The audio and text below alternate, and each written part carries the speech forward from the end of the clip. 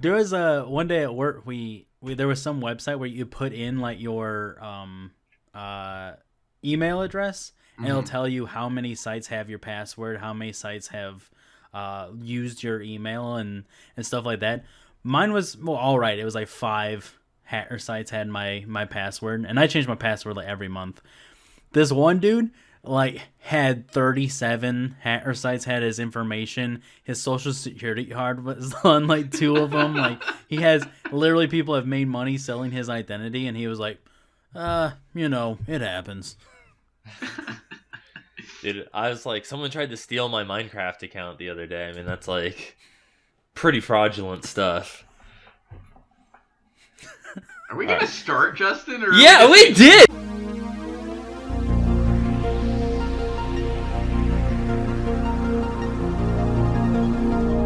Hello and welcome to episode 31 of the Nothing to Play podcast, a mediocre podcast about video games, movies, and tattoos. As always, it's your boy, Justin Time Carter, and we got a lot to talk about this. A lot of cool shit happened this week. We got Game Award stuff. Disney came out and basically gave us their 10-year plan of what they're going to be putting on Disney Plus and what may or may not come to theaters if they ever open again. They won't. I mean, probably not. Not here in the States. Not according to Warner Brothers. Exactly, not if they have anything to do with it. So, with me on this spectacular episode, I have 2 very handsome boys. I have returning guests of the podcast, Mr. Matthew Tiberius Martin. Hi. And Troy McNugget Smith. I'm surprised you got my real name this time. Yeah, well, you just got done telling me that all your information was leaked on the internet, so for the low price of 1 Bitcoin, I was able to get it off the Silk Road. That's a solid joke. Thank you. So, Marvel's technically an entity of Disney at this point, but Disney, this week, bunch of information, not only related to the Marvel Universe, but Star Wars and Pixar stuff, and then I guess like National Geographic. Also Pixar stuff. Yeah, which is also Disney stuff and Marvel stuff. And Star Wars stuff. Yeah, and Star Wars stuff. And Fox stuff too, because that's also roped into that as well. And speaking of Fox stuff, guys, we might actually be getting a good Fantastic Four movie. Well, yeah, that's not Fox related anymore, but God, do I want good Doctor Doom. But Fox did all the damage, though. Fox tried 3 times, and they fell every time, especially the 3rd one, which I think is honestly the worst one out of everything. Which by itself is an achievement. I just got hit up today as we were talking about it's the Spider-Man director, the guy who did Homecoming and Far From Home, will be directing this. And apparently there's an Easter egg at the end of Far From Home where it's the construction site where they're making the Baxter building. And there's like an Easter egg of like, what comes next? And like it says 1, 2, 3, 4. Oh, that's cool. Yeah. And like people are now like, oh, I knew the whole time. Yeah. Dude, I know. I'm not even a huge Spider-Man person, but man, I'm so excited for 3. Like, just everything I've been hearing, it sounds so ridiculous that I'm like totally on board for it. Yeah, no, it's completely ridiculously over the top that they're trying to consolidate all of these different Spider-Man movies under one movie. Well, they probably saw the success of Spider-Verse and was like, we can do that, but with real actors. Well, and it's like, part of me really thinks too that like Doctor Strange has to be involved in some way since his movie is Into the Multiverse of Madness. So I'm assuming like Strange gets involved or something and like ends up fucking up like the Marvel. It basically flashpoints the Marvel universe. That's what I'm actually I made this joke that DC has been trying to make Flashpoint for how fucking long, and Marvel's gonna beat them to it. And they're gonna make billions at the box office. Yeah, doing and then it. everyone's gonna be like, "Oh, this Flash movie's just like what they just did that with Spider-Man." Like, dude, bad guy DC ripping off good guy Marvel again.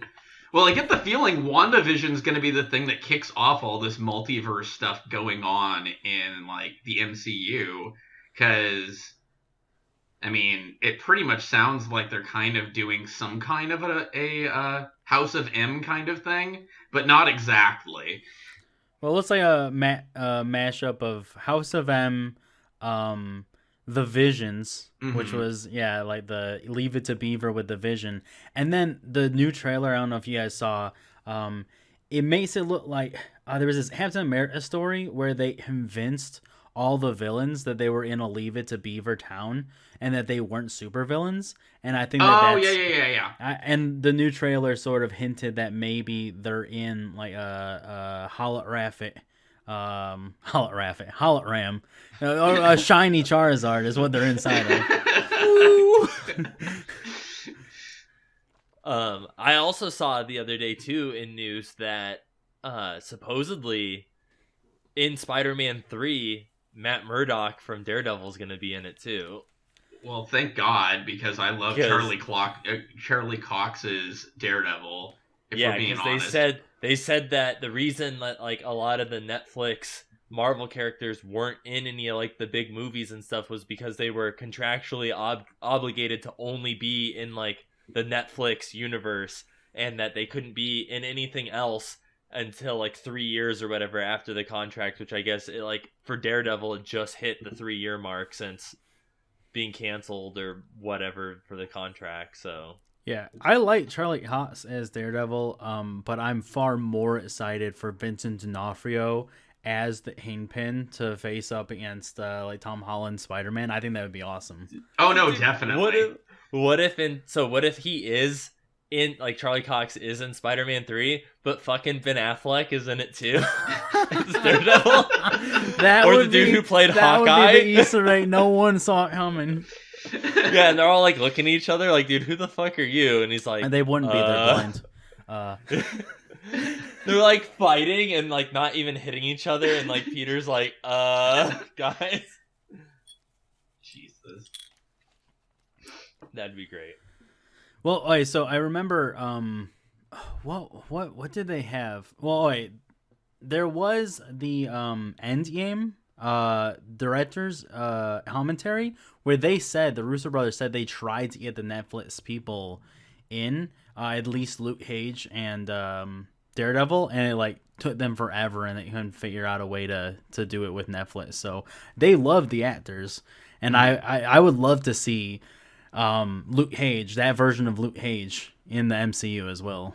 I could agree, and I think even the person who played Iron Fist would do a good job. Just scrap everything involving the Iron Fist TV show. Yeah. Man. They also, so back to Disney's thing. So we have a release date for WandaVision, which is next month. Which I think is crazy that's like finally, that's something that, you know, was announced when Disney Plus launched, and now it's finally coming out. Well, yeah, Falcon and the Winter Soldier was supposed to come out like this month, but, you know, all the COVID related stuff took it back. All right, so as much as I like the Marvel announcements from this thing, the thing that like rubs me the wrong way is I bought this service for a year because on the promise of like 4 Marvel shows and Mando and like maybe some other stuff. And I'm not gonna lie, Mando is amazing. I love the Mandalorian, but and we can talk about that later, I guess. Yeah. The company that's promised me 4 shows delivered 0 of them, then promised 4 more shows, delivered 0 of those, just said, well, here's 15 more shows. Well, come on, man. Like, give me something before I can be excited about Moon Knight in 15 years. Which I am excited about. Yes, I mean, this is true. This is true. But I completely understand what you're saying, because, like, I don't even know if the shows you have announced are going to be great. Like, Mandalorian's been great, but I don't know if the Marvel shows are going to translate that well to the small screen. I'm sure they will, but... Man, I want Keanu Reeves as Moon Knight. I think, didn't they say Oscar Isaac is going to be be playing Moon Knight? I'm not sure if that was announced. I think that is the rumor, and I think he would play a pretty good Mark. Yeah, I know that they're trying hard to get someone with like Egyptian background because of the backlash from Iron Fist staying true to the character in the Heymanzzzz. Well, I mean, we can get to Miss Marvel at some point, but I've heard that there's even backlash about Miss Marvel, like, and some casting choices there, which that's a pretty diverse show so far. Well, let's just get to it now. Yeah, so first off, one thing that I'm excited for is that apparently the character that is going to play Miss Marvel will be in Captain Marvel 2, and it'll be a setup for the show. Which is great, because that'll give me a reason to watch Captain Marvel 2. Hey, okay, first off, I just gotta say, Justin, when we did the Marvel thing, I rewatched Captain Marvel, and I still like it. I still think it's a good movie. I rewatched it even after the fact, and I do like that movie. I don't think it's a bad movie, let me just say. I just think it's a very middle-of-the-road Marvel movie. Yeah, see, I don't think it's a bad movie either. I just don't think it's great. And the fact that I fell asleep like twice trying to watch it, like, I wholeheartedly couldn't put it very high, like, for me anyway. But going back to Miss Marvel is without a doubt like one of my favorite new characters that Marvel's come up with, and I really love her comics. They're great. It's really fun. I don't know why. I just like teen angst books. I don't know why. They're just fun. It brings Matt back to his youth. Whatever's left of it. But yeah, the whatever drama is that apparently. Okay, so there's two things. One is that one of her friends that's supposed to be Muslim, and I apologize if I'm coming off of not knowing the situation, is being cast as someone who in real life is Christian, and I think that that's a ridiculous thing to be upset about. Well, especially since I think she is Turkish. She's still Middle Eastern nationality-wise, but religion-wise, I don't believe she's Muslim. She is Christian. Yeah, it's like, what are you going to tell me next? That Cyborg can only be played by an amputee? Yes. That's absolutely where we're going next. The other thing, which I'm more sympathetic towards, is apparently one of the characters is a convicted child sexual offender. So that's a little messed up. Like in the comic book or in real life? No, in real life, the actor apparently. I mean, if it was an homicide, I'd start reading these things. Like Dawn of the Diddler. Jesus, it's not an Alan Moore comic. Oh, you're right. But I do wonder if they're gonna make her Inhuman, and if they are, then does that mean they're going to redo the Inhumans? That's what I would be interested in. I hope so. That would be great. I would love Black Bolt to be good. Oh man, I love the Inhumans too. Like, honestly, Black Bolt is one of my favorite characters, and they destroyed him. I don't think they've done it. Is he still dead? Or has he not been dead for a while? So, are you talking about like the War of Kings storyline? Yeah. So, like, War of Kings happened, and then he was dead for a long time, and then somehow he came back whenever the Inhumans got their powers back or something. So I'm not gonna harp on how much this is about a Disney announcement, remember? But Troy's like, you can tune in to if you listen to the Comics Code Atrocity, I'll talk about this storyline next episode. But he comes back in this really awesome storyline where he's in like this intergalactic, like interdimensional prison. So after he died, he didn't die. Like, the bomb sent him like through a different dimension, and he was in this prison, and he ends up getting his voice. And for some reason, Absorbing Man is there. And because why not? I don't know how Absorbing Man also went through dimensions and wound up there, but it's a really amazing story. And when it comes back, it's when the Inhumans, Medusa's in charge, and he's like, "Hey, I'm back, my queen," and she's like, "Fuck off! I'm having sex with the Human Torch now," and he just sort of becomes like this nomad character, and it's really good, honestly. Oh man, that sounds awesome. amazing, and I the only reason why I wanted you to go off on a comic book tangent is I live vicariously comic book wise through you now because I haven't had a chance to read comic books in ages. It takes up 20% of my time, like every day. Where were we before we? Yeah, so before that tangent, I think we're talking about the fact that, well, even before that, I mean, we were talking about WandaVision. Falcon and the Winter Soldier comes out 2 months later, and then 2 months after that, we finally got a trailer for Loki, which looks like he's like, I don't know, like in some other dimension almost, and it's like being put to almost like trial or whatever, and having like work for his freedom. So he's in some interdimensional prison. I just told you this story with Black Bolt. He's in time prison. He got hit with the same bullet that Batman did that sent him back in time. Oh my god, I forgot that was a story. Final Crisis, yeah. That's a good story too. But yeah, no, the Loki trailer looks awesome. I have no idea what's going on, and I'm fine with that. Yeah, no, it's just Tom Hiddleston being amazing as Loki, so who cares? And then we're getting Hawkeye sometime in fall. Yeah, which that looks really cool. I like Haley Steinfeld, and the run that they go off of is awesome. Like, I'm assuming it's Matt Fraction's run. It seems like it's going to be Matt Fraction's run. I don't know how that's going to incorporate or work with this version of Hawkeye, because completely different in like terms of where they were in their lives. But no, I think so this is some speculation. Awesome theories. You have Endgame, right? Mm-hmm. He spends 5 years basically being the Punisher. Now that his family's back, but to them it's like in the blink of an eye, he's an entirely different person. Either A, he refuses to return back to his family as he's ashamed of the person he is, or he does, and his wife's like, "You're a fucking monster.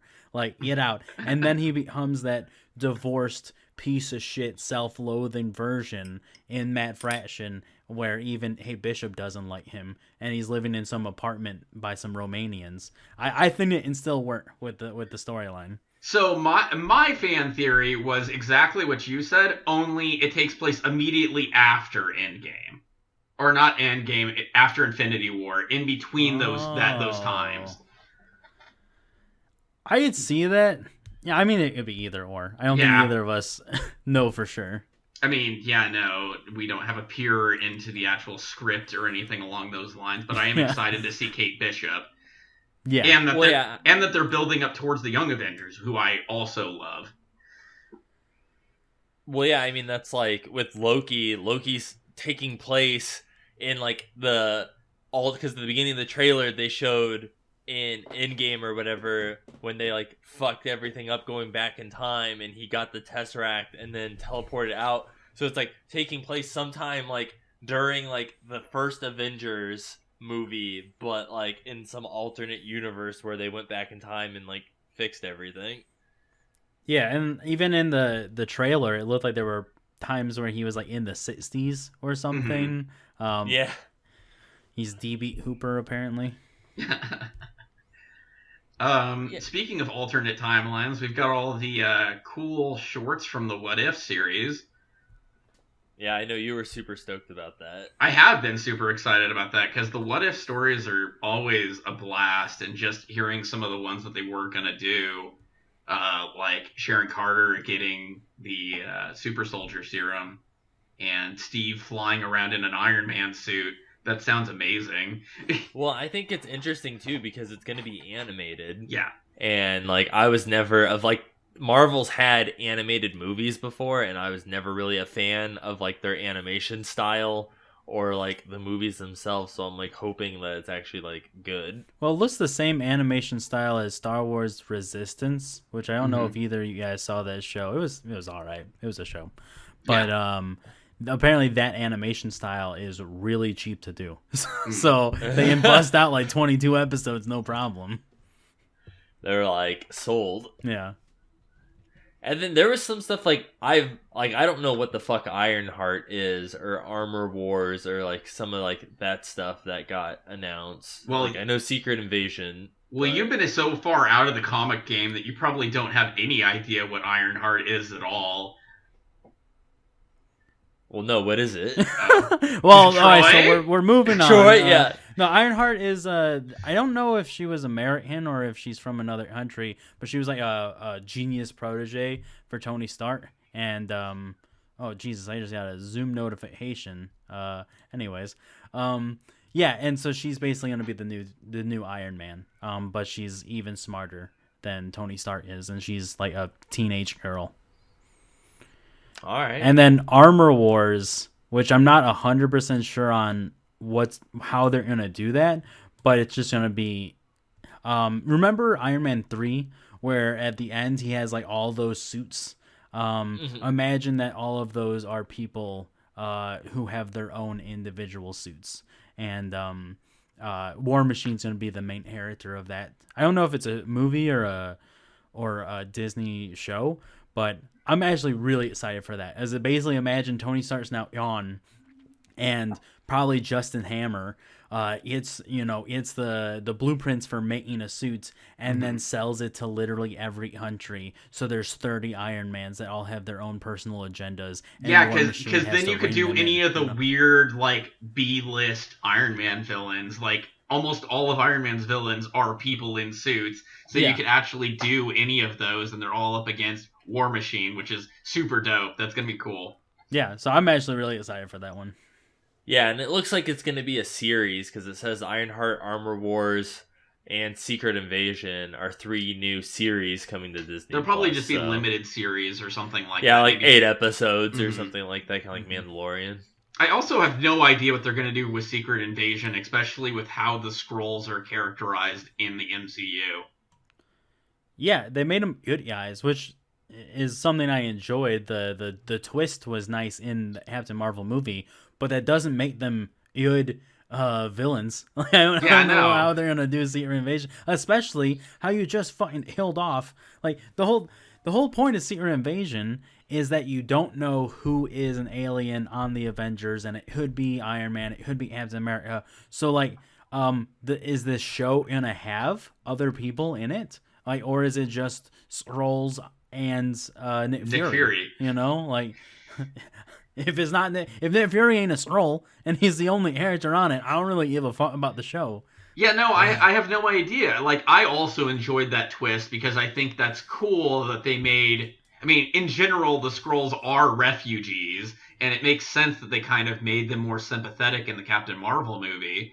But like, it doesn't make any sense how they're gonna do a Secret Invasion plot. Like, I have no idea how that's gonna work, especially with, I don't know, people not, like, they've already gotten rid of the main Avengers. They're not gonna be around anymore for the most part.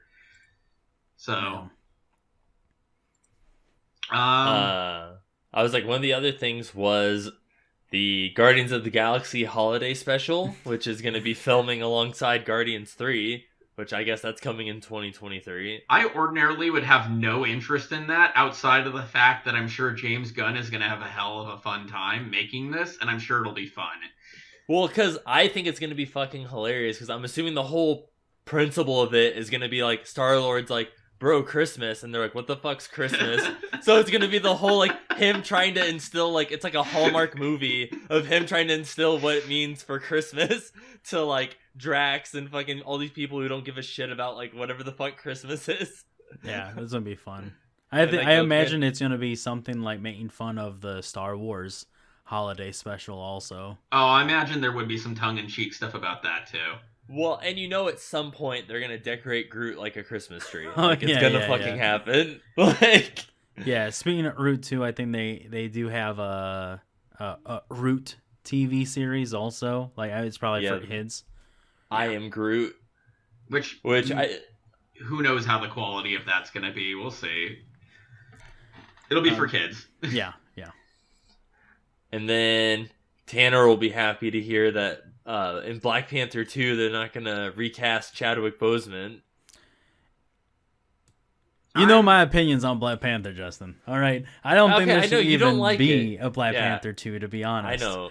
Troy thought the movie was overrated, and that anybody who likes it only likes it because he was black.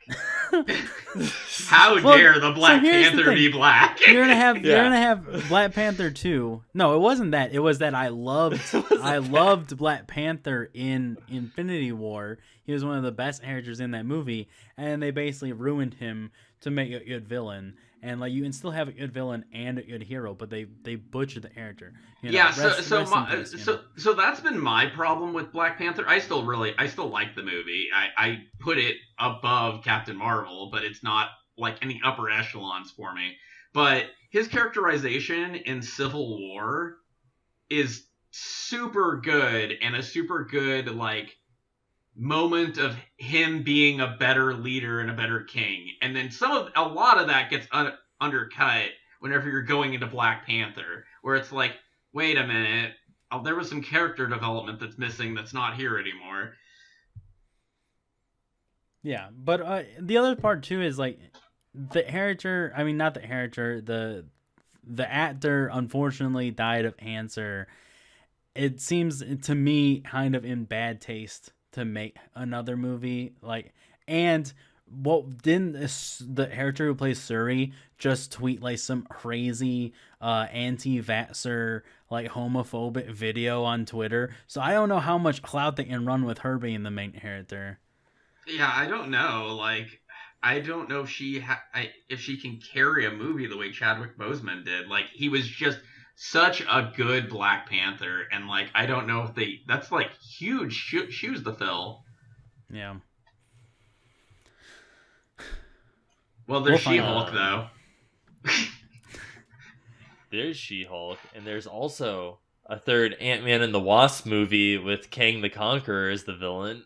Yeah, I'm super excited for that. Those movies are hilarious, and the guy who's playing Heymanzzzz the Hunter is in Lovecraft Country. I don't know if either of you guys have seen that. I need to watch it. It's on my list of things. I mean, I'm not gonna sit there and tell you it's the greatest show ever. It's on HBO Max, so you have to hate it now. But it's pretty good, and he carries the show. Like, he is the show in my opinion. So I'm super excited to see him as a villain. I'm sort of curious if the Loki TV show will like set up for that. I'm willing to bet he does show up in the Loki TV show. Now that you're saying that, like, yeah, they've been monkeying around with time, but I mean that's probably why Kang's kind of showing up now. And I hope he's not like just a one-off Ant-Man and Wasp villain. Like, I hope they keep him around because I love Kang. He's a really cool villain. And I was like reading this, it does say that for Doctor Strange in the Multiverse of Madness that it ties into both WandaVision and the third Spider-Man movie, so yeah, I figured as much for those. Nice. Well, yeah. But it's nice that that's like actually confirmed. Man, so I think that pretty much wraps up the Marvel stuff. Wait, did we actually talk about Spider? Oh, I guess we did talk about Fantastic Four a little bit. Yeah. And Spider-Man, all the weird stuff. Yeah. So we're getting Obi-Wan Kenobi, which they also announced that Christian Slater, Hayden Christensen, not Mr. Robot. Dude, you know I'm bad with names, Troy. Right, first off, so that the audience knows, we are done with Marvel and now moving on to the 15 things for Star Wars. You have to bookend these chapters for people, all right? Well, we're promptly going to gloss over most of the Star Wars stuff, so... Yeah, honestly, there's only a few things that I'm interested in. The thing, too, is Marvel had like 4 or 5 trailers. Yeah. They didn't show a single thing for Star Wars.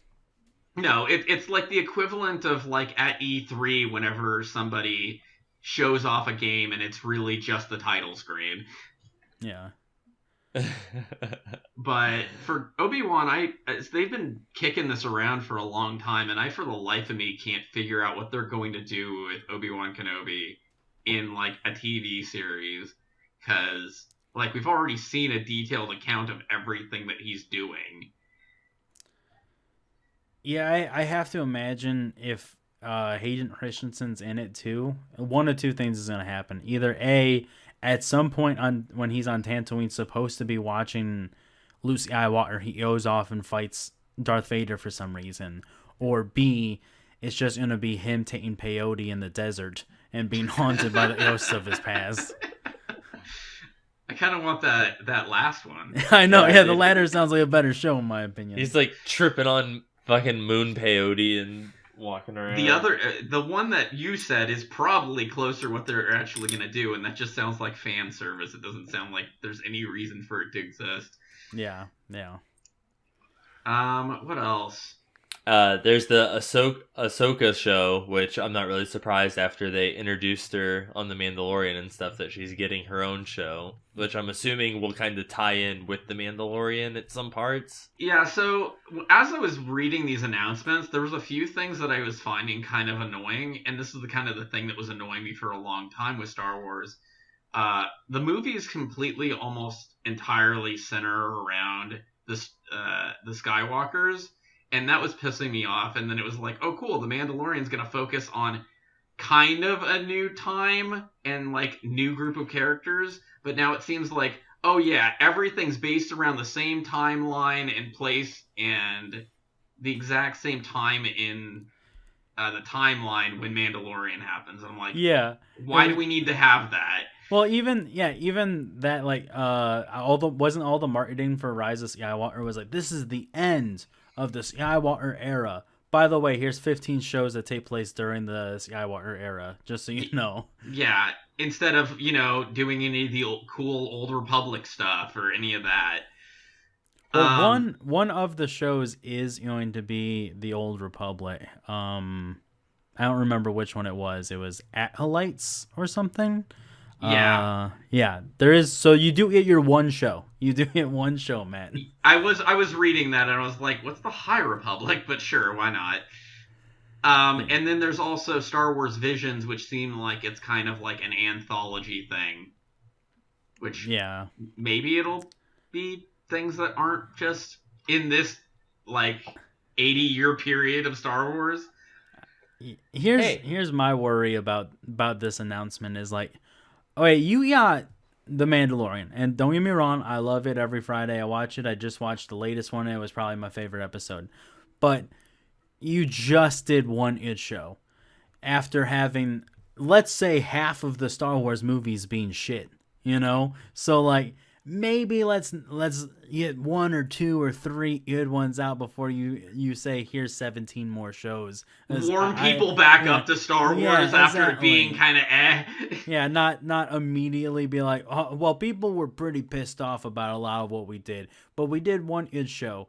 We're back, baby. We got it. We got all their money again. We're going to put out a whole series about R2-D2 and C-3PO. Oh my God. I forgot about that already. God, I hate that. Hey, but to go with that, you also get Star Wars The Bad Bitch about the Bad Bitch clones. Yeah, fucking... and don't get me wrong, I liked the Bad Batch storyline from Clone Wars, but that is not a TV show. That is a mini story arc in another TV show. You can't run an entire show off of that.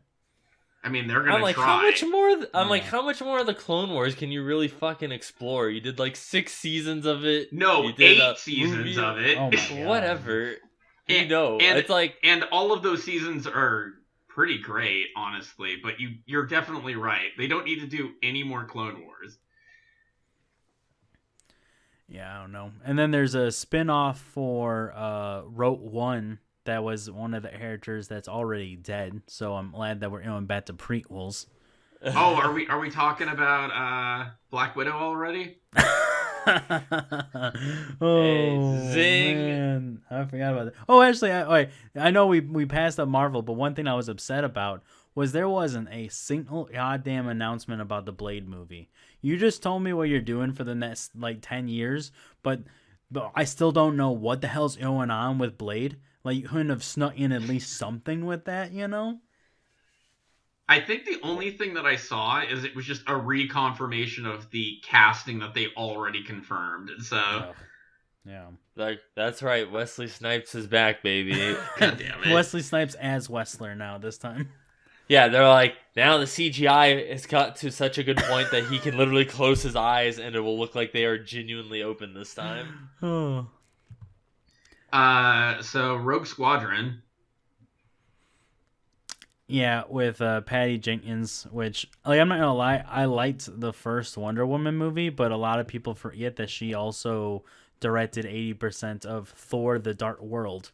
Yeah. And nothing else. So, like, I don't know if her name alone gets me too excited for this movie. Yeah, and I mean, you're fine. I love I love the games, but I mean, I don't know what you're gonna tell a whole movie about. I mean, I do like the Star Wars spin-offs movies. Like, those have been the best movies that have come out in the entire modern Star Wars landscape, in my opinion. But, yeah, I don't know. I don't know what they could do. I was just gonna say, speaking real quick about Thor, I was like, we didn't even talk about Christian Bale's gonna be in the Thor Marvel universe now. Oh shit! Yeah. Oh yeah, we forgot to talk about Gore. Yeah. How could we forget that? Yeah, damn, that's actually really good. The God Butcher. Justin, did you actually read that story? I don't think so. Oh, that's disappointing. It's so good.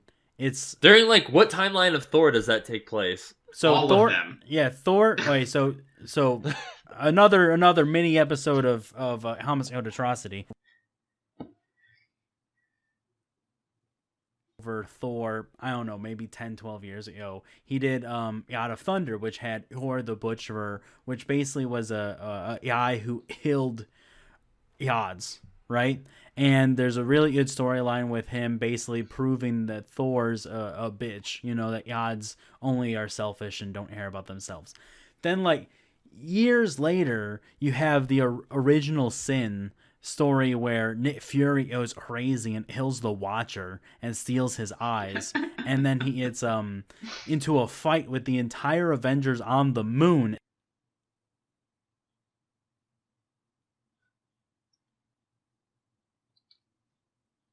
Oh yeah, and then he becomes unworthy. That Thor was right. I know that part. And he drops his hammer, and then that's how Jane Foster ends up getting the hammer. So they're likely going to do something like that, and that's how Jane Foster's going to become female Thor. But also there's this whole storyline where they fight, Gore the God Butcher fights Thor in the future, where he's missing an arm and instead he's got the Destroyer's arm and he's got missing an eye and he looks like Odin. Yeah, I've seen pictures, because he has, like, instead of his hammer, he has, like, the giant, like, axe. Yeah. Well, so just recently, so Jason Aaron, and, like, not just that, he fought Thor through 3 different timelines. Mm-hmm. Modern timeline as like a young guy who doesn't have the hammer yet, and as King Thor in the future. And just recently, so there's way more stuff that Jason Aaron does with Thor. I'm not going to try to do the whole thing, but at the very, very end, he wraps it up with King Thor, and basically Thor comes back and he destroys the entire universe and destroys the entire timeline so that King Thor never even exists anymore. Oh, jeez. And then Donny Hates takes Thor and makes him what's the a herald? Yeah, herald. Yeah, and that's what destroys the timeline. Is now that he's a herald, he gets his arm back that was chopped off, and so now King Thor never happens. Anyways, Rose Squadron. Yeah, But Gore the God Butcher is gonna be super cool. That's what you need to know about it. He's amazing, and it's gonna be really dope. Yeah. I guess I'm reading on this bulleted list that Taika Waititi is going to be doing a Star Wars movie, which, depending on your reception of Thor 3, might be good or might be eh. I think he's all right. Like, I think people love him a little bit too much. I thought Thor 3 was okay. I personally didn't like elements of it. He did that one movie, Jojo Rabbit, though, which was super fucked up, about, like, kids in Germany during Nazi wartime. Mm-hmm. So, I mean, the dude's got talent. I'll see. I don't know anything about what this movie is. Like, is it what is it? I don't know. I need to know. I need to know what the hell's going on. This is another thing that upset me is Marvel gave me trailers. It gave me, confirmations. The Star Wars section just said, Wati's making a movie. Give us money, bitch. Fuck you. And I was like, director's name doesn't carry that much weight for me. I need to know what the content is. Yeah, pretty much. And then I was like, so are we good with Star Wars? Yeah, I think we're good with Star Wars.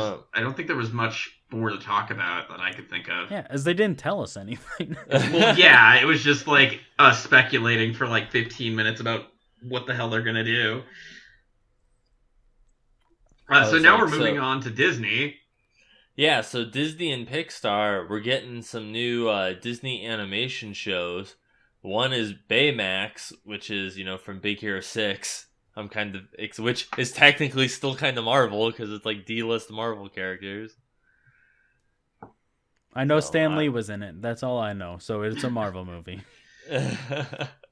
Oh, man, there's no more Marvel movies anymore. Is that what you're telling me? Oh, man. I know. It makes me sad every time I think about it. Jesus. But then we're also getting Zootopia Plus, which before the podcast actually started, we were all pretty excited about. I know I'm excited for. Yeah, I love Zootopia. I love the Zootopia movie. I've actually watched it a couple times. I think it's one of the better things Disney's come out with in a long time. And yeah, I think when we were talking about earlier, they only really go and explore a couple of the places. Like, there's apparently a bunch of regions, but they only highlight a couple of them. So I'm excited to see what this show is and see what they do with the universe that they've already built. And I wonder if it'll be like its own characters or if it'll bring back the fox and the bunny and stuff. I'm willing to bet it will, just to kind of like give some grounding to what they're gonna do. But we're also getting Tiana, which is based off The Princess and the Frog, and a musical comedy series for Moana. I liked the Moana movie. I mean, it wasn't that bad. It was. I could see where you could do more with Moana than you could with Princess and the Frog. At least with Moana, you could, like, I don't know, go to different islands, explore other Pacific Island kind of stuff. Yeah, like, I mean, I think this is for kids, so it'll probably... Well, see, something you have to understand is Moana, The Princess Frog, Zootopia all play on a rotating basis at my house. They're any given week. So I will be excited to have something different besides just the fucking movies they're based off of to watch in the house. So there's also a few movies, I guess. There is Raya. Man, I was gonna try and I figured I should try and pronounce it, but Raya and the Last Dragon. I was not going to attempt that. I'll let you butcher Raya. it. Ryu and the Last Dragon. Yeah, Ryu. Oh man. I think I've seen some stuff from it, but I don't think I even watched like a full trailer of it. It looks very much kind of like, I was trying to figure out if it was part of the Dragon, How to Train Your Dragon show. Oh. But that's also not Pixar. Is that not. Dreamcast or something? Dreamcast. Dreamcast. Yeah. So Sony Sega's making all that dragon money. Yeah. Not too bad. Dude, it was funny was when they announced Lightyear, I saw all the fucking Tim Allen supporters come out of the woodworks. And they're like, what the fuck, bro? They're like, there's only one Buzz Lightyear for me, bro. It's Tim Allen. I don't care if he said the N-word. Like, he's my Buzz, not my Buzz. And then, like, Chris Evans had to chime in on Twitter, and he's like, well, guys, it's not actually based off, like, the toy. Like, it's the real person or whatever. And they're like, I don't fucking care. Tim Allen, it's my Lightyear, buddy, all right? Oh, Jesus. man. Oh, yeah. Well, I don't even.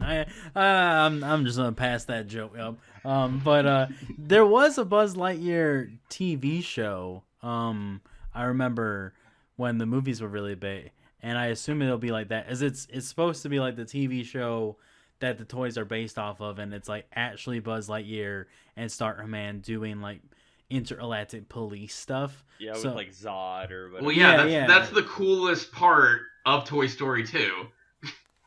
Yeah. So I'm assuming it'll be it's an animated movie, right? Like it's not. Yeah, I think stuff. It's an animated movie. It's not live action or something like that. That'd be really weird. We also got a Larry the Cables Guy Cars thing. So Dude. For all of you who love cars, Dude, what a that's treat! I mean, they need more stuff for Rule 34 material for cars. So. Oh my god! Well, we at least know there's like 78 million people that'll watch that. So It's they like, probably know what they're doing. Man, I can't wait for us to rank Pixar movies, and we can put all the Cars movies at the bottom. Isn't there a Planes spinoff also? I don't think that was actually Pixar. Oh, all right. I don't know. I watched the first Cars movie. I was like, this is okay, and then never revisited it. And then one day looked up, and there was like 10 fucking spinoffs and TV shows on it. Ugh. And there's a spinoff apparently of Doug from Up. What? You want to try that again? I know, I don't. I want to take it back. I don't know. If I could. Are you talking about Doug, like the Nickelodeon cartoon? Like what the fuck? He's like Skeeter's scooting in. He's like, I would love that. I would love them to bring back Doug. I would watch that movie for sure. Dude, Tanner is the like living rendition of Doug. Does he have a patty mayonnaise? No, he just has a huge fucking nose. Oh boy, this will be great whenever he gets to listen to this.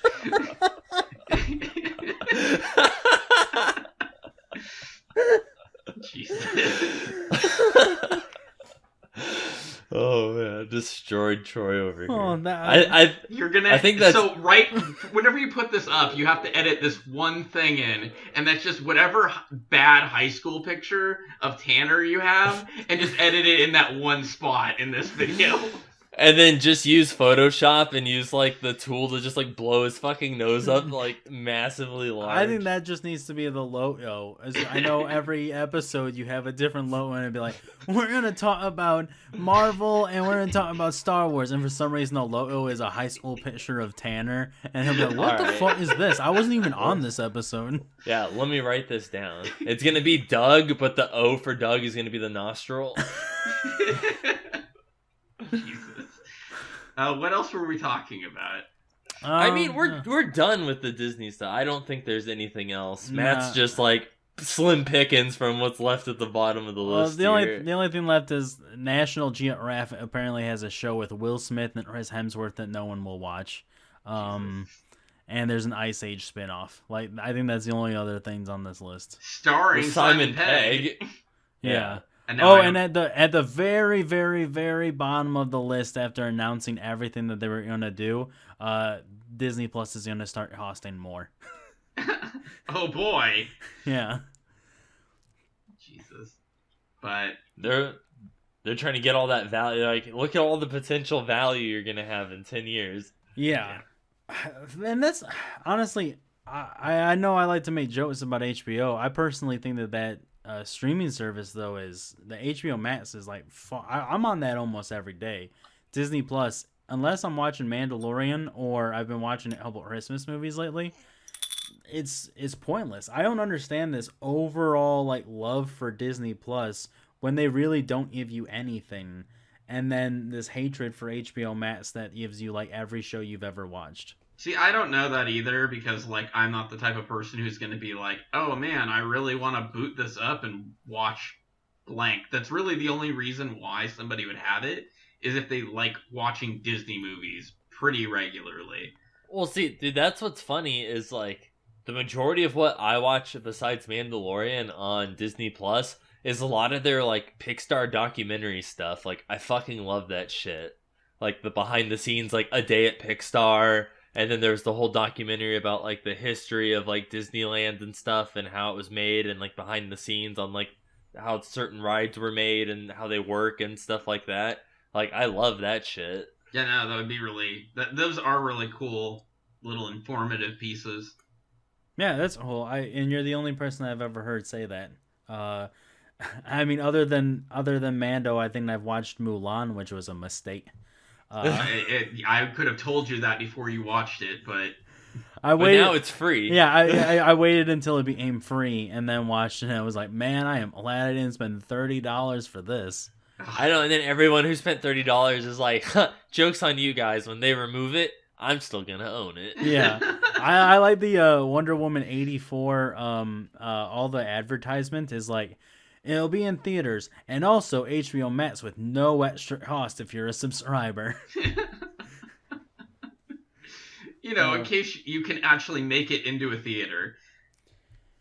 Oh yeah, that's the thing. I remember like someone was talking about Tenet, and I was like, "What the fuck are you talking about?" That was like, Tanner. I was like, "Oh, I went and saw Tenet." I was like, "How?" Like I assumed because around me there's no theaters that are open that's just how everyone was. But I don't know. I guess that's not true. Yeah, I was like, if you want, and you're listening to this now, after you're done with this episode, you can go 2 episodes back to when we rated Marvel movies, and the entire first 10 minutes of the podcast was that conversation.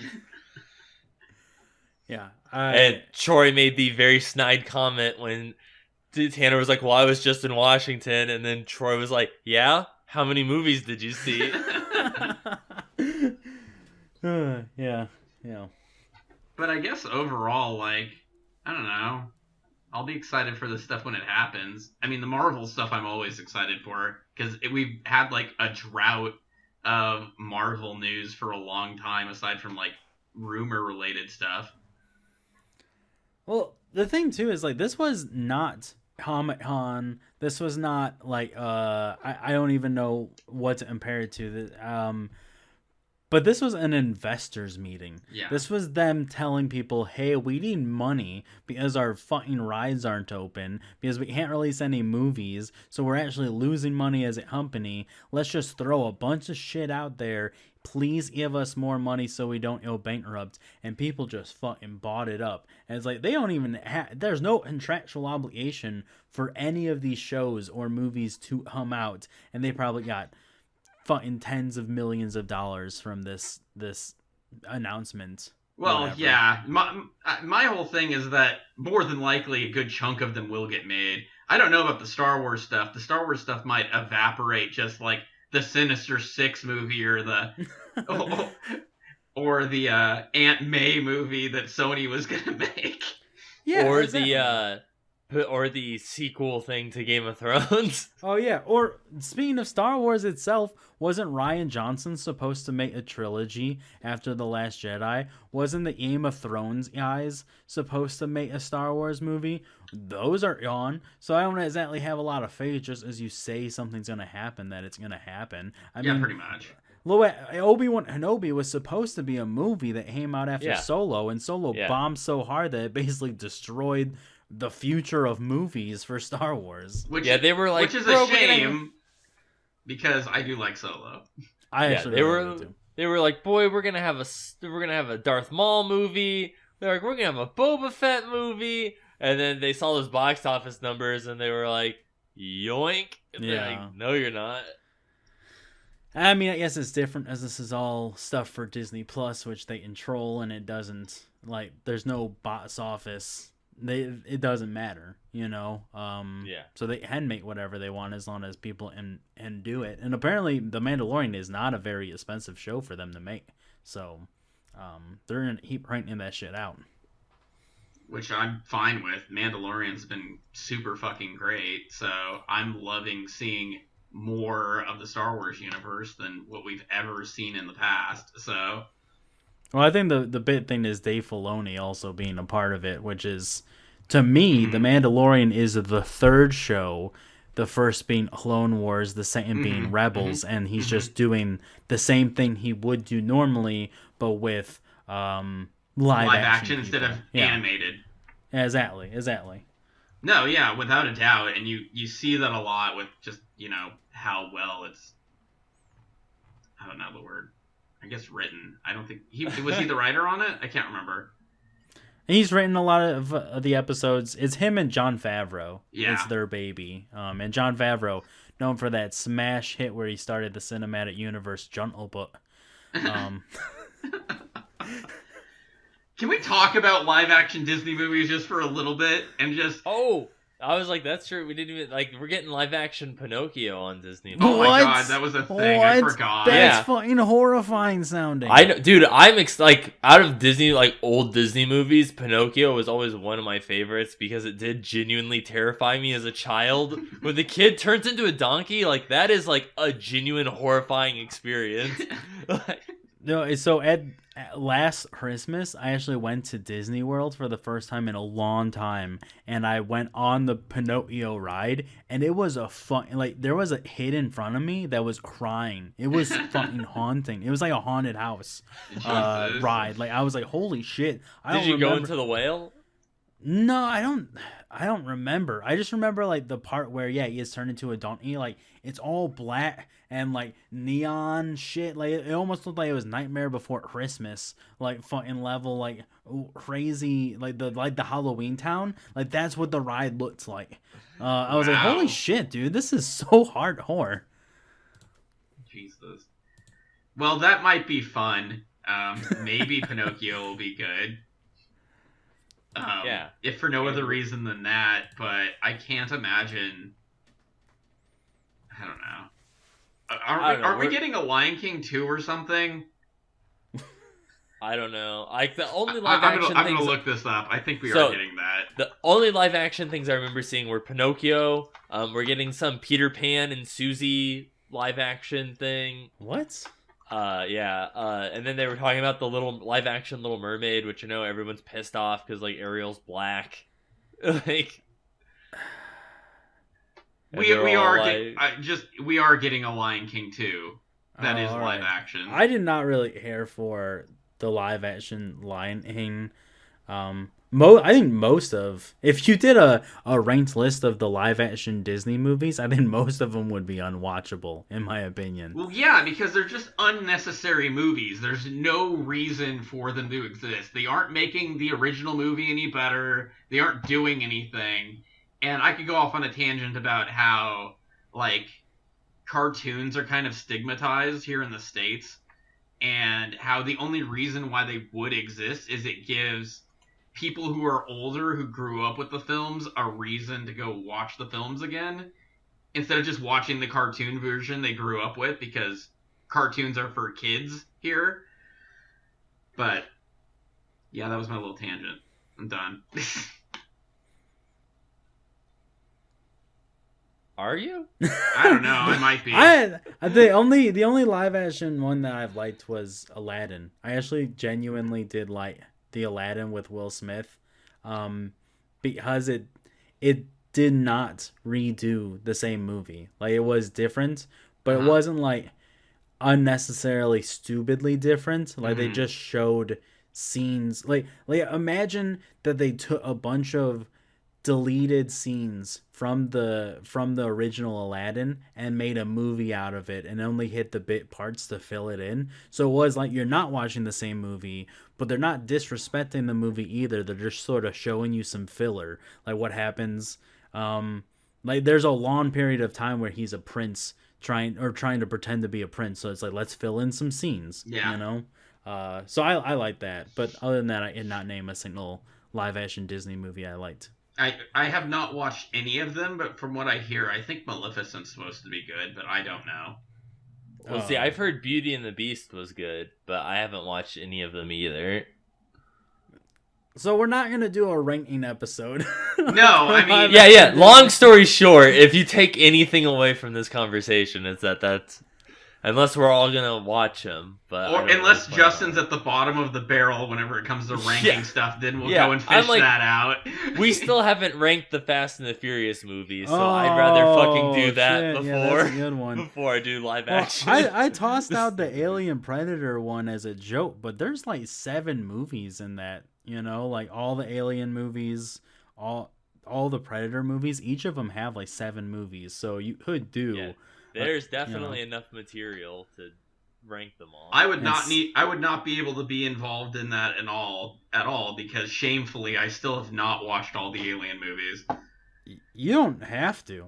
I know they're really good, and it didn't appeal to me as a kid, but it definitely appeals to like the particular type of sci-fi and stuff that I like nowadays. One thing that is pertaining to the episode is that Marvel, because they bought all the rights to Fox, now owns Predator and Alien, and Marvel is releasing a new series of Alien comics. So I'm really interested to see what they do. So for the long time, Dark Horse has been doing Alien books, and they are really fucked up and dark and on horses, but but like that was the dumbest joke. I'm sorry. But yeah, like, so I'm really weirded out to see what the Marvel Fort Hids mentality is of these homicidal acid blood aliens that literally kill people for plot lines. So I don't know what they're gonna do with that. Didn't they also announce that there's going to be an Alien show on FX? They did, yeah, with Ridley Scott, which like, I'm excited for it. That sounds super cool. There was Ridley Scott just did a show that was, what was it called? Raised by Wolves on HBO Max, so no one saw it. But it was, I'm so salty about that stuff, man. Like, hold on, I'm gonna say something and then I'm gonna say something else. So here we go. The Raised by Wolves show sort of is like a Blade Runner universe 100 years in the future, where the androids basically destroy the planet, and there's some atheist religion elements in there. It's a fucking really weird show, but Ridley Scott did it, so I really loved it. So if he's doing the Alien TV show probably in the same way that this was a Blade Runner show, I'm all for it. Well, I mean, you just sold me on the show that you were talking about, so yeah, it's really fucking weird. Even Ridley Scott was like, you should probably watch it while drinking 3 bottles of wine or something like that. It's a fucking weird show, dude. Well, I watched the trailer for it, and I was just like, "What the fuck is going on?" Like, yeah, you're gonna watch minute and a half I watched. You're gonna watch 8 episodes of it and still not know what the fuck is going on. That's fine. That'll bring me back to my angsty teenage days where I just watched those types of things. Yeah, that's where Matt thrives. But yeah, but HBO. So because it still pertains to the episode, you have. Disney is like, Disney Plus, we're gonna release 37 things, 52 things on Disney Plus, and everyone's like, oh my god, I can't wait to watch Loki on my TV. I can't wait to watch this or that. Like, fuck going to the movies. Everything's on Disney Plus now. But Warner Brothers decide, hey, people are literally dying. And because of a pandemic, no one can go to the movies anymore.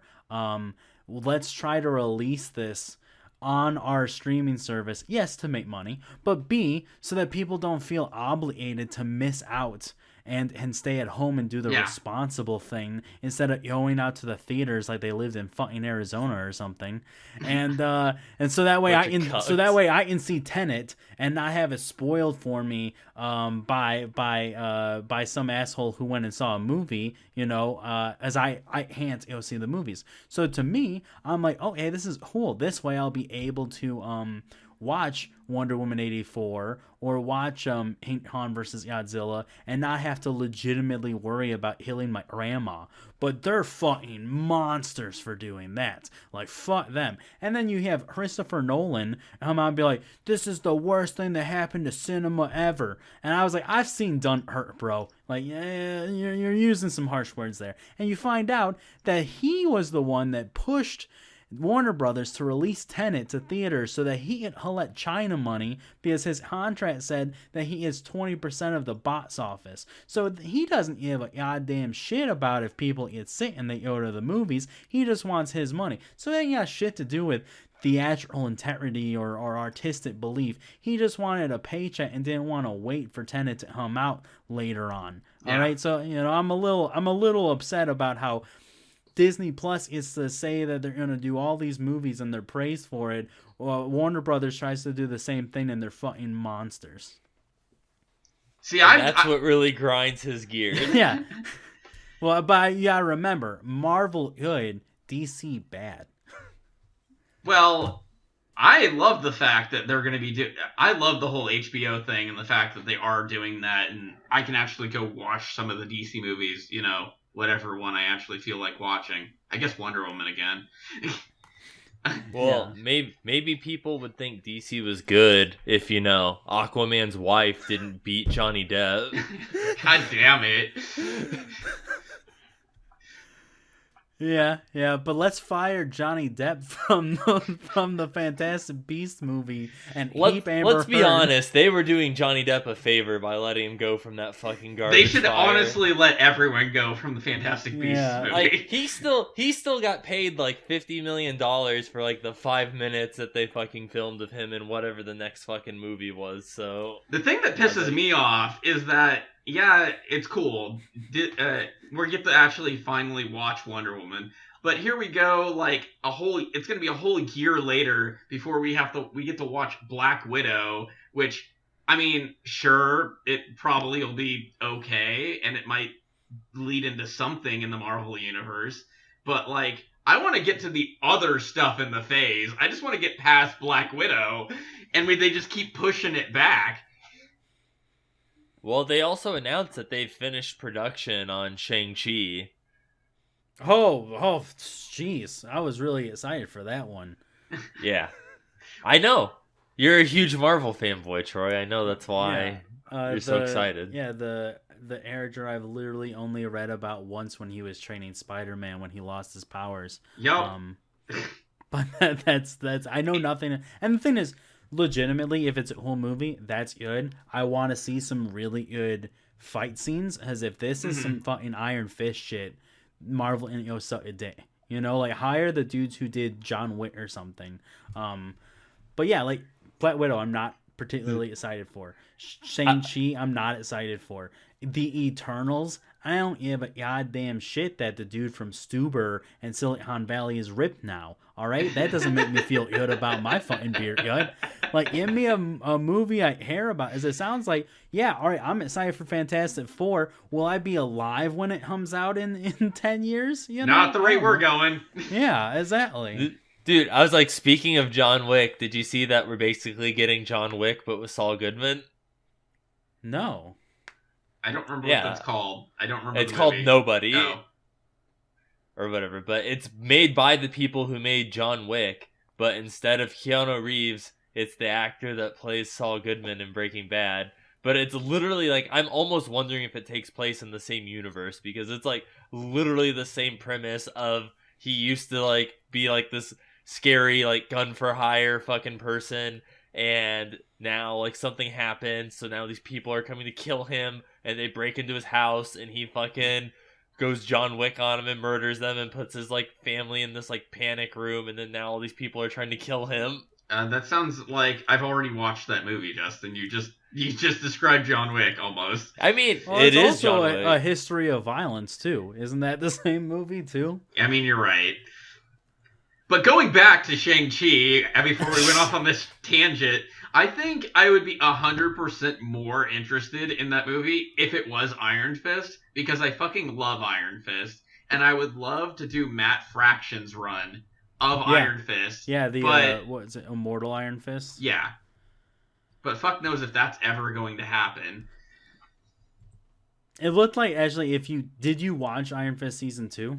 I didn't. I watched season 1 of all of those TV shows and season 2 of Daredevil and Defenders, and then I didn't watch any of the rest of it. All right, so season 2 of Iron Fist ends with starting into Matt Fraction's run of Iron Fist. So I actually was really excited for it was like, by the time, like, the guys from season 2 had to literally like rewrite the whole start of the show was trying to rewrite how bad season 1 is into a decent character, and then they could finally set up for what would be a good story, and then they get canceled, of course. And there was one episode, I don't know if it was on Luke Cage or if it was on Iron Fist, but it was a Heroes for Hire episode, and it was without a doubt, it was without a doubt the best episode with either of those characters. It would have been amazing. Man, yeah, I think it was in Luke Cage. Yeah, I loved it. Because yeah, they team up and they do like a whole like hallway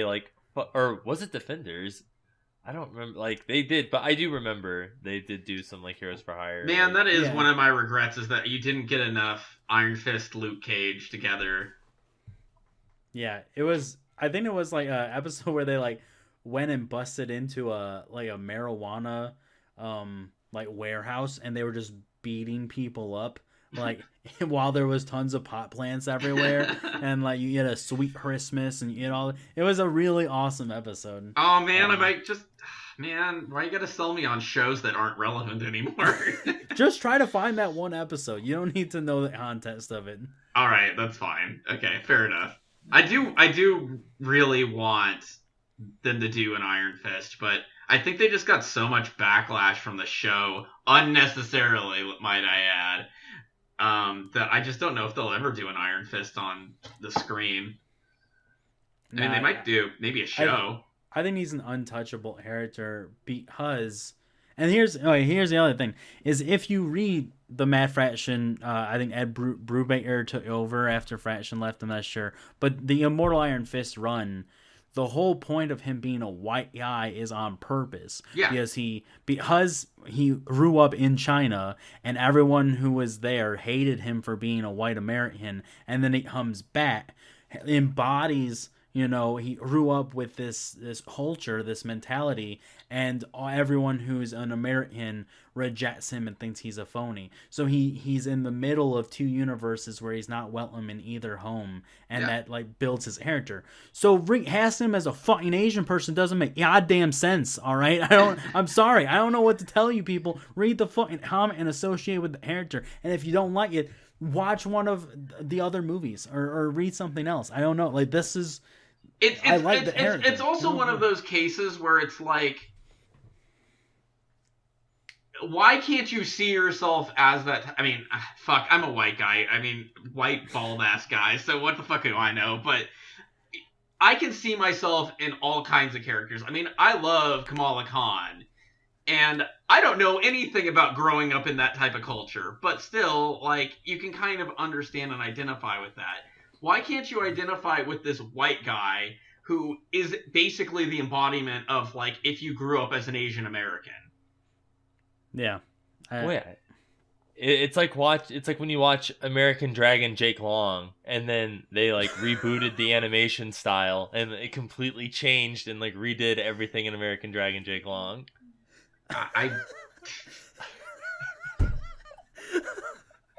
Oh, deep cut. Deep cut right there. Yeah. Oh, what man. now, Disney? Yeah. Jackie Chan Adventures. Yeah, and that was bullshit too. Like, they collect all the talismans in season 1, and then at the end, they all break and then become actual fucking animals, and then they collect them all in, like, season 2. And it's like, it's just the same thing as fucking season 1. Yeah. Like, it's some, like, Inuyasha shit. Like, you collect all the jewel shards, and then they fucking break, and then you have to do it all over again. Like, well, I mean, how many times did they collect the Dragon Balls? You know? More like time. 4. Every single... I actually love the end of Dragon Ball Z, because the Dragon's like, you motherfuckers, I'm supposed to, like, hum around every 100 years, and you fuckers have used me, like, 37 times to resurrect every single person on the planet. See, like, my favorite thing about Dragon Ball Z was, like, at the end of the Cell Saga where they're like, okay, well, we're gonna bring Goku back, and he's like, nah, guys, that's okay, you don't gotta, and like, no, it's cool, we got, like, an extra wish Goku we can bring. He's like, no, I know my family's gonna miss me, but I'm just gonna stay dead. Like, every time I'm alive, motherfuckers come to Earth, so I think it's just better. And Chi-Chi's like, well, you know, our son, and he's like, nah, dude, I'm good, I'll just see you guys later. Like, and just fucks off. Like, yeah. Father of the year. Boo comes around and he's like, all right, guys, look at that wish laying around, because it's time I came back. God damn it. Oh, man, yeah. think that's... So, okay, the one last thing I do want to say is because you like Hamal Han so much, did you play the Avengers video game? I managed to avoid that whole thing because I hated it. Oh, all right. Well, I played it and it was terrible. It was absolutely... I spent $60 on it, and it was without a doubt one of the worst games I've ever played in the past decade of my life. I saw the was E3 garbage. trailer, saw the art direction, and then saw the gameplay, and I'm like, this looks bland as all shit. Well, here's the thing. All of that is like the first 2 hours of the game, and then they trick you as after 2 hours you can't get a refund. And then they completely switch the game to like some sort of online Premium service? like raid style game where it's like a multiplayer only experience. But the storyline is Hamal Han. She's the main character of the story basically. So I was wondering if you had played it. I would have if I didn't have all the red flags that it was going to be a bad video game. And like just the fact that they announced it as a multiplayer experience, I'm like, nope, I'm shutting it off. I don't care. I have no interest in that. Smarter man than I. I mean, they could have very easily made a pretty good game, like, I don't know, Insomniac Spider-Man, but... Troy's like, playing Avengers was the equivalent of me walking down the street, getting punched in the stomach. The dude pulls my wallet out, takes $60, and throws the wallet on my chest and leaves. Yeah, pretty well much. Only I had to sit there and spend a week continually getting punched in the stomach because I wanted my money's worth. So I was like, God damn it, I spent the money. I'm going to finish this fucking story even though I literally hate every second of it. You're like, man, this shit sandwich is awful, but I paid for it. Yeah, pretty much, yeah. And then while Troy's laying on the ground in agony, he's on his phone trying to like group chat with a group of people who also got punched in the stomach and can't connect with any of them. Yeah, that was the thing too. It was a terribly made game. There were so many bugs. You couldn't even... The menus were terribly designed. You could never hook up with anyone. Like, I had no idea how to play a multiplayer. They told you had to learn how to do it. The moment you switch over to multiplayer, they change, like, it's just so broken, and I could never actually play with anyone. Oh, it was the worst. They ended up shutting down the servers because no one was playing them. So no one could connect to anyone. Yeah. You're like, who the fuck QA'd this game? No one, I'm sure. So what Troy's trying to say is he has no idea why this game didn't win Game of the Year at the Game Awards. Oh man, we can talk about that now. I forgot about I know that's that, what that was a solid transition into that, wasn't it? See, that's how you bookend topics, Justin. I know, and you know what? And that's why we're gonna get into it after this ad read. Hey guys, it's your boy, Justin Time Carter, from the Nothing to Play podcast, and I'm here to talk to you about a little ditty called Anchor. That's right. If you haven't heard about Anchor, it's the easiest way to make a podcast. It's free, it has creation tools that allow you to record and, that's right, edit your podcast right from your phone or computer. Mind you, I don't use those tools, but I could. And Anchor will distribute your podcast for you so you can be heard on Spotify, Apple Podcasts, and many other places where podcasts can be heard. You can even make money from your podcast with no minimum listenership, which is good for me because I have like maybe 8 listeners. And there's everything you need to make a podcast in one place. And that one place is the Anchor app or Anchor.fm, and it's free to get started, and you download it. Just give it a download, and when you're done downloading it and you're making your podcast, you can listen to the Nothing to Play podcast, which is a mediocre podcast about video games, movies, and ad reads.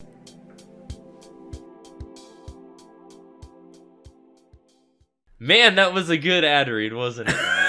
Sure. yeah, man. I really want to go to stamps.com now. Troy, we're not sponsored by stamps.com. I really want to go to And then I'm like, Pornhub. But they have underage kids on there, so Oh my Matt doesn't God. want to go on What there. the fuck? That's like the controversy that's going on right now. Is that a thing? What? Is that a real thing? Yeah, that is a genuine thing that's going. People are trying to get Pornhub banned or whatever right now because, well, they're like having to change how people upload shit because someone uploaded this, like someone who was like 17 or something, and they like got pulled, but it caused like a whole like thing about them like exploiting minors and stuff, and so they're kind of like in hot water right now. Jesus. I mean, I think there's a difference between like.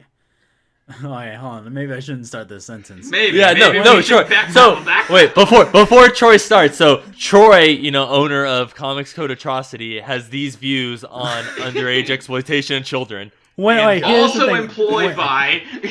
When you started saying, you know, something about kids on Pornhub, I thought you meant like hitty porn.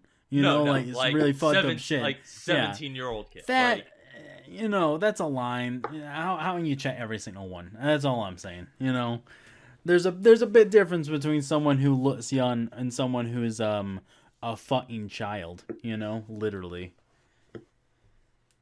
yeah, I think that's what people were mad about was, you know, fucking child. I don't know. I watch all my porn on Twitter, so it doesn't matter. Man, so the Game Awards though. You know what game we didn't get to see anything for? Elden Ring.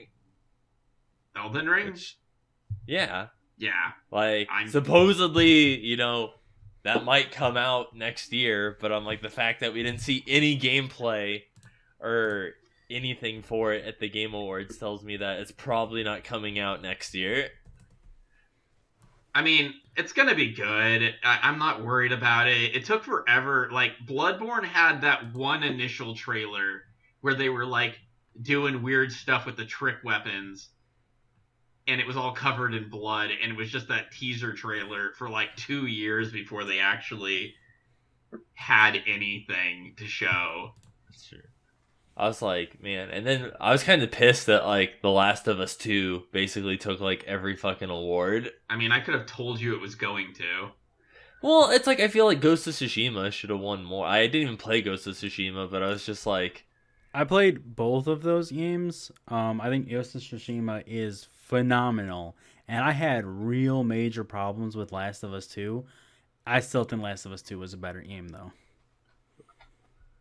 I mean, you're the Sony fan on the call, so... Oh, yeah, this is... Yeah, all right, yeah. Both of them are... I bought, and... Okay, let me put it this way. I bought both games. I finished Last of Us 2 while being super upset about some of the story elements they did. I loved every second of Ghost of Tsushima, or however you pronounce it. And I never even... Eventually, I just was like, I don't want to play this anymore. I'm bored. You know? Yeah, it's because it's all open world and that kind of stuff, right? Yeah, eventually it's just repetitive. Eventually it's just you're doing the same thing over and over and over. Well, it's basically an Assassin's Creed game. Yeah, it actually is better. Like I'm better Assassin's Creed. Yeah, I'm playing Assassin's Creed Valhalla right now, and I'm like, fuck, man, this is trash compared to Ghost of Tsushima.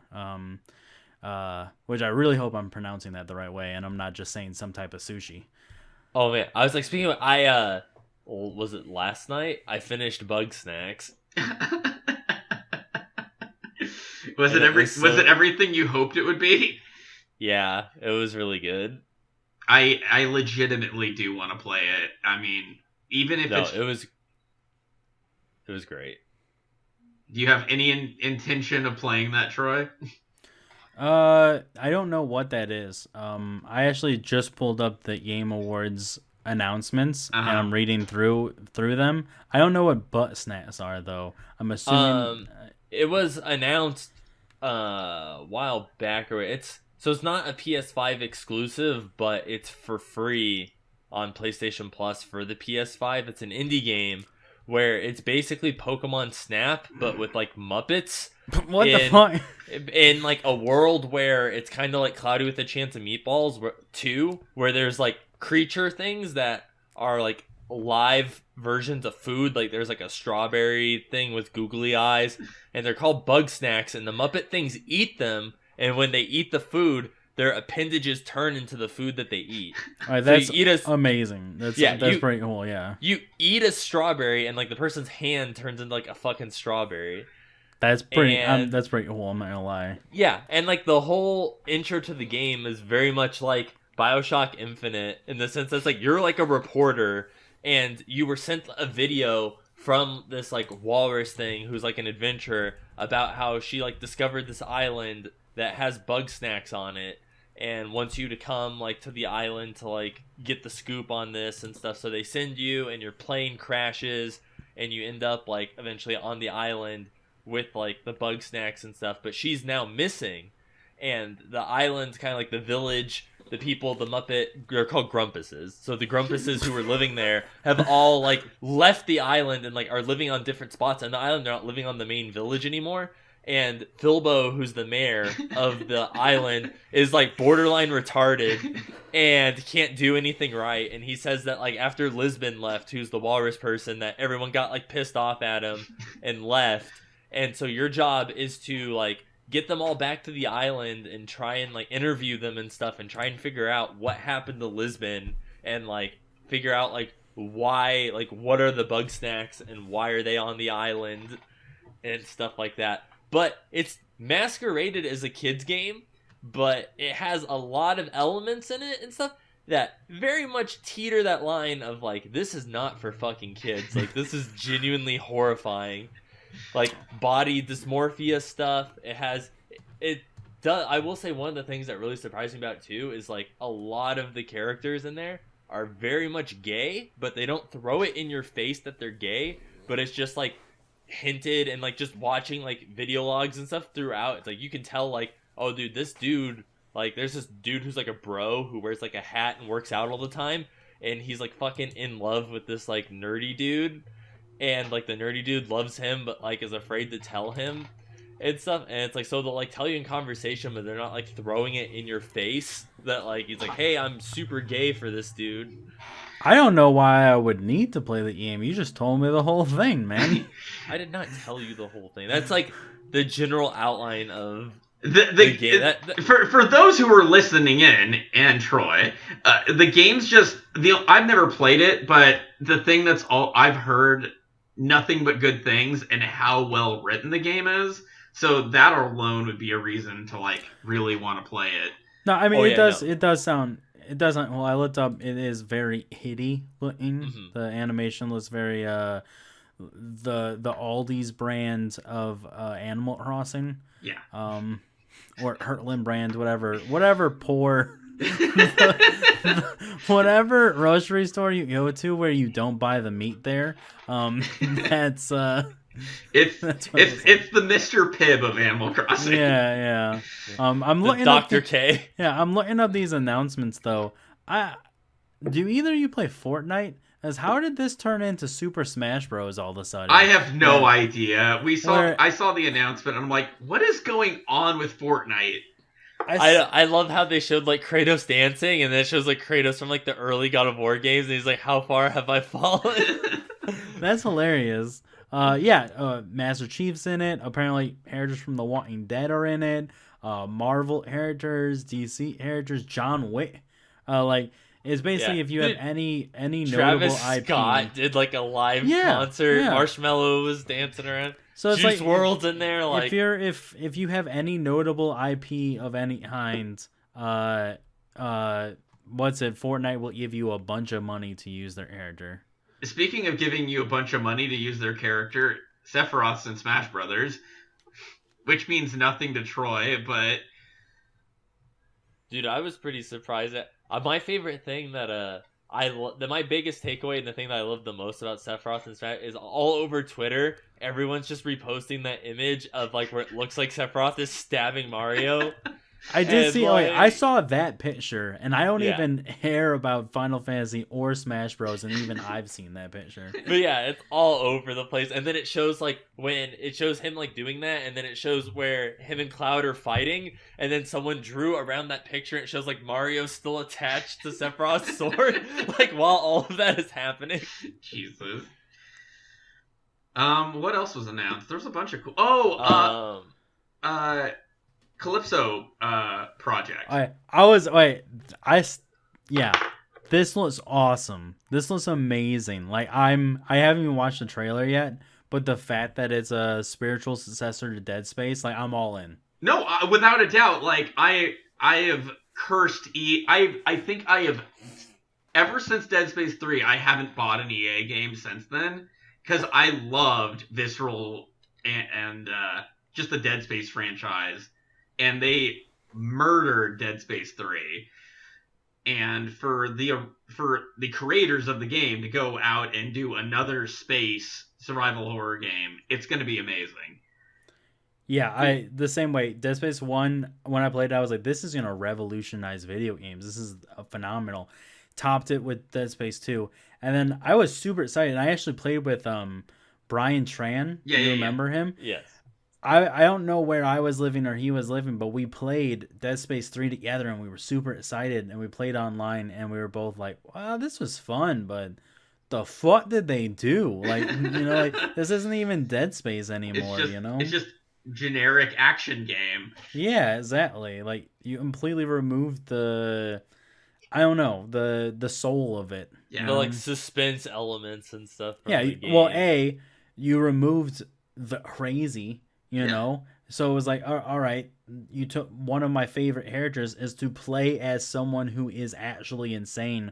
Was awesome. The end of Dead Space 1 and most of Dead Space 2, I fucking loved it because you couldn't really trust your own eyes. Yeah. And then you cure him, and then you give us the ability to make super weapons so that I can murder anyone whenever I want, and there's no like actual need to worry about ammo or anything anymore. Yeah.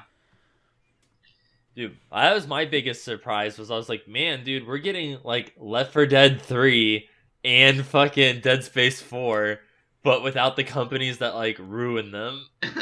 Yeah. The Left 4 Dead Turtle Rock or whatever, they're making It's like Back 4 Blood. Dead. Yeah. Or whatever. Yeah, whenever I watch the trailer, I'm like, is this Left 4 Dead? That's what I was like, yeah. And then when they were like, oh, it's the same team but without Valve, and I was like, all right. Yeah, Silvano actually works there at Turtle Rock. And Yeah, he told me no, about this a while ago, I was telling Jess, I'm like, who do I know that works at Turtle Rock? I'm like, oh yeah, it's Sylvie. Yeah. I mean, not that I've spoken to the guy in forever, but I talked to him recently as he was actually being like, hey, do you need a job? Because, we're making this game and your company just laid off a bunch of people. But I'm not trying to live in California. well, I don't blame you. That's expensive. Yeah. Not that where you live is any less expensive. But Yeah. No, Yeah, Seattle Troy's is like, crazy. California, fuck you. I live in Washington. Yeah. The highest tax, I think, of any state. I moved from Chicago to Seattle as I wanted to pay more money in taxes. Yeah, but you're like, over here, people don't openly piss in the street. I will say it's It's too quite cold to do the that. different. Well, that's the thing too. There's so many hobos here because they don't die at night, like freezing to death. And the ones that live don't try to stab you at 9:30 at night when you're walking to the gas station. Maybe. Debatable. It's been getting a little weird over here, to be honest. Even for Seattle, it's been getting weird. There's this actually a bit of a local lore for our Seattle listeners. The guy who is around Pioneer Square, who's this Indian guy, Native American, and he just carries a football, and he's crazy. He's like a crazy guy who just carries a football and starts playing catch with strangers in the middle of the street. And I'm not joking. For years, this dude, and like he never harmed anyone. He was just a crazy guy who liked to play catch with complete strangers. Apparently, recently he was stabbed and like beat up What? and mugged. So the streets are not as safe as you might think. Even when the crazy people have to be fearful for their lives. What hasn't 2020 taken from us, guys? Yeah. They took his football. Yeah, and he's like a local, I wouldn't say legend, as people, tend to walk the other way. But, you know about him. Everyone knows about him if you live downtown. I mean, that honestly is kind. I mean, without the stabbing story, that's honestly kind of a wholesome story. It's just Yeah. There have been times I've literally gone to Jimmy John's and I've just sat and watched him play catch with other people. Like it's, it's what it is. Also, a Mass Effect trailer. Oh man, I hope that they do a great job, just like they did with Andromeda. How do we go from bad news to worse news? I mean, I guess it depends on if you're the guy who got stabbed, but sure. Yeah. Well, I was excited for Andromeda, and I'm glad that I never played it, as I didn't hear anything good. Not that I was a fan of Mass Effect 3 either, to be honest. I mean, I've never been a fan of, like, BioWare's games. I don't know what it is. I mean, aside from, like, Old Republic, but, like, ever since then, it's kind of like, I don't know. I haven't had a chance to play any of them, and I haven't really been hooked on any of them, so... Yeah. That Korean art, like JR, well, I guess it'd be a KRPG, like Crimson Sands or whatever, like looked cool. I'm not a big RPG like MMO person, but is that the one where it kind of like front loaded a lot of like talking scenes but no talking, and then they cut to the action scenes, and it was kind of like Breath of the Wild, but like yeah, he was like fighting some like polar bear looking thing like on its back, like stabbing it to death and stuff. That sounds cool, You like sign me up. Yeah. I'm trying to think if there was anything else that I was particularly excited for. That Shadows game, the game where you're like controlling the little girl and then you're also controlling the little girl's shadow. I really like the art style for that game, and I can't remember if that was announced last night, but I think it was. It was. I was like, that's actually already out. Oh, cool. I'll just put that on the list of games to buy, I guess. Put it on the list. To me, that just sounds like Beyond Two Souls, so I don't know what this other game is. Oh, they announced the new Perfect Dark? Oh, yeah. I was like, an Xbox IP that isn't fucking Halo? Well, yeah, it was also not made by Rare. I don't know what Rare is doing with their IPs, but apparently they're doing nothing with them.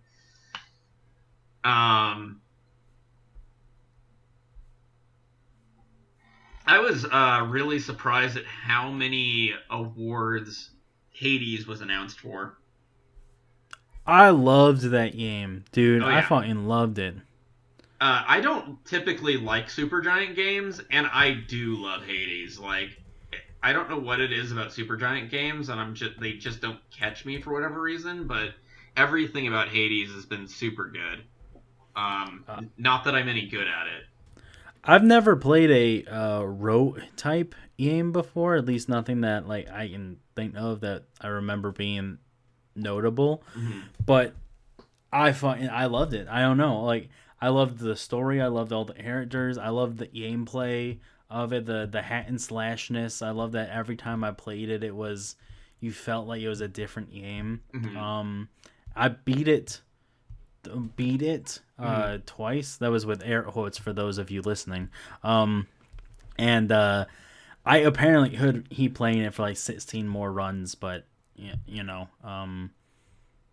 it's a lot. It's a lot. And I have died. I think I died like last I looked it was like 37 times. And I was like at a certain point. And like every run got me to the final boss. And I just kept dying at the final boss. It was really it hurts your soul. What I love about it, and I've never experienced, I do play a decent amount of roguelikes, but this is the first one that I've seen where every time you die, you're at least getting a little bit more of the story. And even if you finish the game, you finish it multiple times, you're still getting more of the story each time. And it's a really cool way of telling that particular type of story.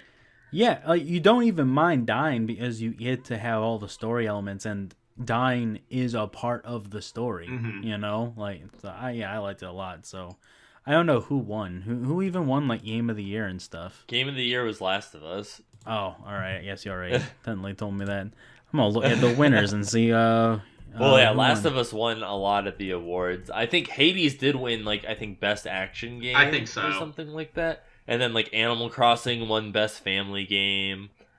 I think Among Us won a couple awards. Dude, yeah, Among Us won a couple, which was crazy because it's, like, literally 4 people.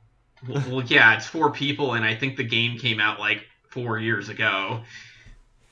Well, so I found a list of every single thing that was announced, and apparently there's an Evil Dead video game coming out. Yeah, it's a Yeah, with Ash. Yeah, it's a 4-player co-op Evil Dead game. Ah, fuck you. I know. God damn. Like, I'm actually getting a little upset as the Predator game looks really cool. Oh, it's a 4-player co-op. Oh, the Friday the 13th game, 4-player co-op. Well, it's because that's the big thing right now is, you know, co-op. Like, one of the other games that won an award was, I forget what it's called. It begins with a P. It's the one where you're, like, hunting ghosts. Phantasmal or something like that? That's what it Luigi's is. Mansion? Yeah, it is Luigi's Mansion. Yeah, Luigi's Mansion 4. Yeah. Where you're hunting down real ghosts and Luigi dies. Yeah. Yeah, you gotta suck up the creepers. I actually just recently bought Luigi's Mansion 3, and I love it. It's awesome. That is the most surprising thing. Yeah, we're pulling Troy over to the Nintendo side. I don't know if that's gonna happen, but I bought a Switch, and it's just like PlayStation doesn't make any co-op games, and Luigi's Mansion 3, once you unlock Luigi, yeah, like an hour into the game. Yeah, which I mean, like the whole time we're sitting there, it's me and my girlfriend, who is now my fiance. Yeah. Oh, shout out! And I'm sure she will not be. Yeah, she will not be listening to this. Like we're both sitting there, like, when the fuck does this become co-op? What do we gotta do? And then once it was unlocked, we're like, oh, this is a super fun game. Yeah, I think I played all the way up until we got Luigi on, like, Halloween night, and then we were like, we're too fucking tired. We're not gonna play any more of this tonight. What do we got? Are you serious? Best performance is the Laura Bailey as Abby in Last of Us 2? Alright, this is bullshit. These were paid for. This is nonsense. That was a rather emotional reaction you just had there. They gave it to her as consolidation. So, for those of you who have played Last of Us 2, I'm sure you all agree with me. The criticism of Last of Us 2 is widely shadowed as like, oh, well, you're sexist, or you're this and that, and you're a piece of shit, and you hate, you voted for Trump. But the thing that pissed me off is, did you guys play it? We have not, and I haven't even played the first one, but from what I understand is that they pull a Raiden, basically. Yeah, 100%. Only instead of you play like 1 hour of Snake and then all of a sudden you're Raiden, you play fucking 14 hours as Ellie in this giant thing, like this whole story that reaches a climax, and right before the climax, you're about to meet climaxing all over the place, and it's like, oh well, no, hold on. You're now going to play as the character that we just spent 14 hours convincing you is a piece of shit that you hate. And then be like, well, she's really not that bad. It's like, fuck you. I hate her. You told me to hate her. My emotional attachment to this character is relevant to how you portrayed her to me. Sure. Don't all of a sudden, like, try to take these batsies, as then everything you showed me was complete bullshit. I don't give a fuck about this character. And then they make you do a boss battle where you play as Abby and you're fighting Ellie, who is a character that if you played the first game and the first 14 hours of this game you love and associate with, and you're making me kill her. That's fucking bull. That's terrible design. That's just a terrible story, and I fucking hated it. I played the whole thing. Pretty good game, to be honest. But that the story part of Abby is just the worst part. Sure. And anyone who thinks that was a good idea, you fucking trash. Well, right? A, I don't think that's Laura's fault, but B, you're absolutely right. They could have figured out a way to pace it better to where it's not setting up the player's expectations and how they're emotionally tuned to something. Matt, what you have to understand is A, it is completely Laura's fault. Absolutely. And yeah. B, Troy will promptly be sending her a death threat on Twitter because of this.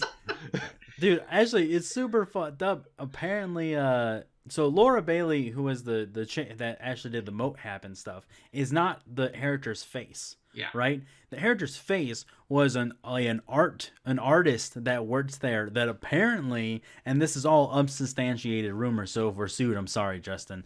Apparently the creative director of Last of Us 2 had a really creepy like love association from the shadows with this artist, forced her to be in the game, and then she ended up like quitting the company because she couldn't handle the situation of what was happening. And then they went ahead and made a game with her face that she at a company that she no longer worked at because the guy was in love with her. So also very weird, very very weird setup for the character. Dude, that sounds like some like Randy Pitchford shit. It is kind of crazy because Ashley Johnson, I think she was also nominated.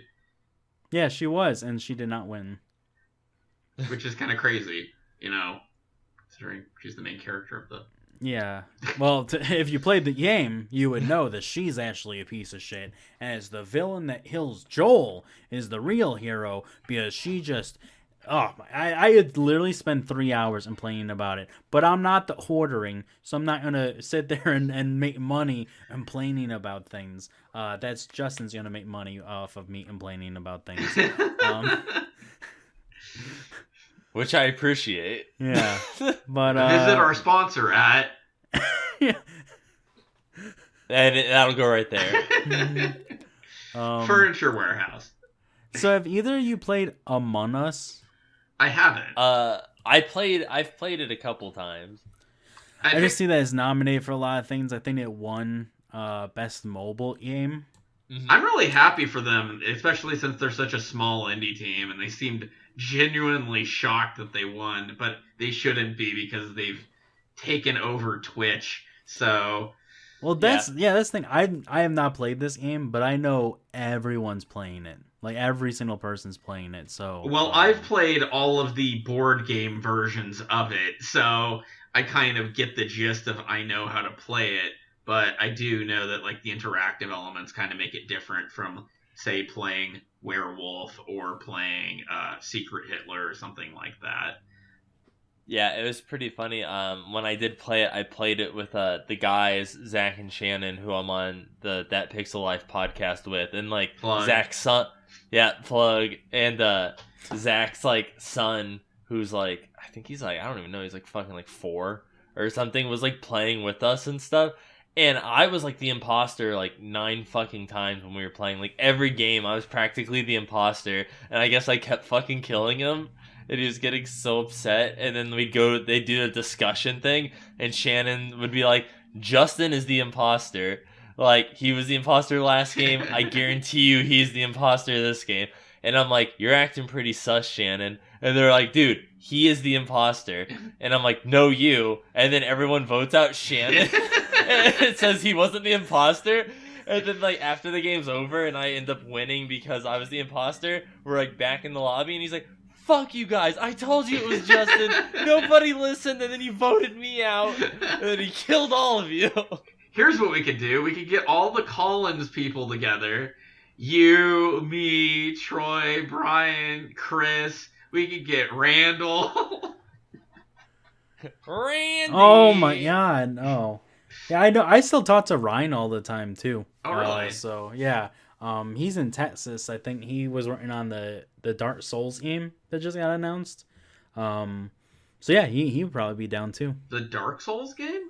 What was it? What was the Souls game that just came out? That was part of the PS5 announcement everyone spooged all over. Oh, Demon Demon Souls? Souls. Demon Souls. Yeah. He's I think he's a environment artist there. Oh, sweet. That's cool. Yeah.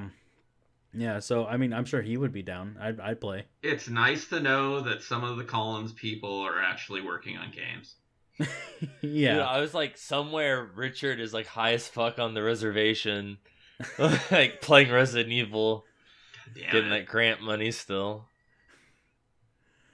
But yeah, so I played Godfall, which that game wants to be Destiny so fucking bad. that's kind of sad whenever that's a really low bar to shoot for. Yeah, but it's like weird because it wants to be Destiny, but it takes none of the good elements of Destiny, and it's like they take all the cumbersome, like, shitty parts of Destiny that people complain about, and those are the parts it takes. Again, like, I'll reiterate, that's a really low bar. I don't know how you can't clear that. Like, it's really weird because it's like, it looked like decent. Like, I mean, you're like fighting stuff, and I thought it looked really pretty, so I played it on the PS5, and like the menu system is literally Destiny's menu system, and it's by Gearbox, which is, so you know, Borderlands. So it's like you get a lot of drops, and it's like a lot of the same fucking weapons, but some have like slightly better stats, but it's still like shitty weapons. So I'm like, cool, I guess I'll just break this down for material. And then it's like, they were like, what if we take Destiny's menu system, and everyone likes throwing the fucking axe in God of War, so let's let you do that with your shield.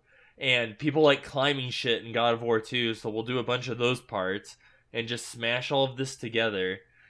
And there's like parts where it pisses me off because blocking you would think is instantaneous, but there's like a whole fucking like Red Dead Redemption 2 long ass fucking animation that happens when you pull the shield out to block, that it's not instantaneous, so there's like a second or two fucking delay between you actually pushing the block button and you blocking. So it's like someone's like mid swing and I'm like, oh, I'll go to block, but it doesn't fucking block because I was like mid animation trying to block when it happens. And I'm just like, dude, like who during quality assurance testing like did this and thought that this was like a good thing to do? Yeah, So. I don't know. Did they talk about, what was it? The Gotham Knights? Was that brought up at all at the Game Awards? It was not. That's honestly the only game, which also another 4-player multiplayer game. So I'm just saying. Also Suicide Squad. The Suicide Squad also 4-player multiplayer. Yeah, game. which is the reason why I'm not interested in Rocksteady's new game, which I didn't think that would ever happen. It's sus. It really sus because they had money. They literally could have made anything, and millions of people would have bought it. And I'm now more interested in Gotham Knights, which is not the Rocksteady game, than Suicide Squad. Yeah. It's just funny though, because they're all like, oh, like single player, like adventure, like whatever games are dead. And then it's like, but you know, Cyberpunk made like $5 billion day one and turned a fucking profit, and it's a solo player And, whatever game. and but it's supposed to be glitchy. yeah, and Yeah. it's like glitchy as shit, and it's still got, it's apparently the game's broken, but it's still got 9s and fucking 10s like across the board. Yeah. Well, and then you have Assassin's Creed Valhalla, makes the most money any Assassin's Creed game has ever made. And literally looking at this, Last of Us 2, single player game, wins all these awards. So Well, yeah, but I mean, like, that's always been a thing in the game industry where there's just those people who are just gonna follow the trend. Remember whenever online multiplayer was the thing, and every game had to have fucking online multiplayer? Metroid Prime 2, well, it didn't have online, but it did have like versus multiplayer. I was like, BioShock 2 had like a fucking multiplayer for whatever reason. dude, even what was it? Uncharted 3 had like online multiplayer. Exactly. Last of Us 1 had online multiplayer. Did it? Oh, or Yeah. Did you see the Evil West game that's kind of like Western, but then it's also got like fighting vampires and stuff? No, that sounds cool. What do you know what it's called? It's called Evil West. Oh, I thought that was a description. I didn't know that's what the game was. No, Oh, that's literally the what marketing it's sells itself. It's basically dark fantasy Red Dead Redemption, which, that sounds cool. yeah. It's Lovecraft Red Dead Redemption. Yeah, I'm looking it up right now. I mean, that's pretty cool. As long as it's not open world, I think I'm done with open world games. Yeah, I don't think it is. I think it's more of an action game. Yeah, open world games, like, that's the thing. I want to play Cyberpunk, but I'm legitimately worried about buying it because if it's anything like Witcher 3, it's a 200-hour game. Well, yeah, and none of us have time for that. That's the reason why I've never went and played Horizon Zero Dawn yet. I still own it. I bought it last year, but I have yet to play it still because I was in the middle of playing Spider-Man. And I'm like, I don't want to do 2 open world games back to back.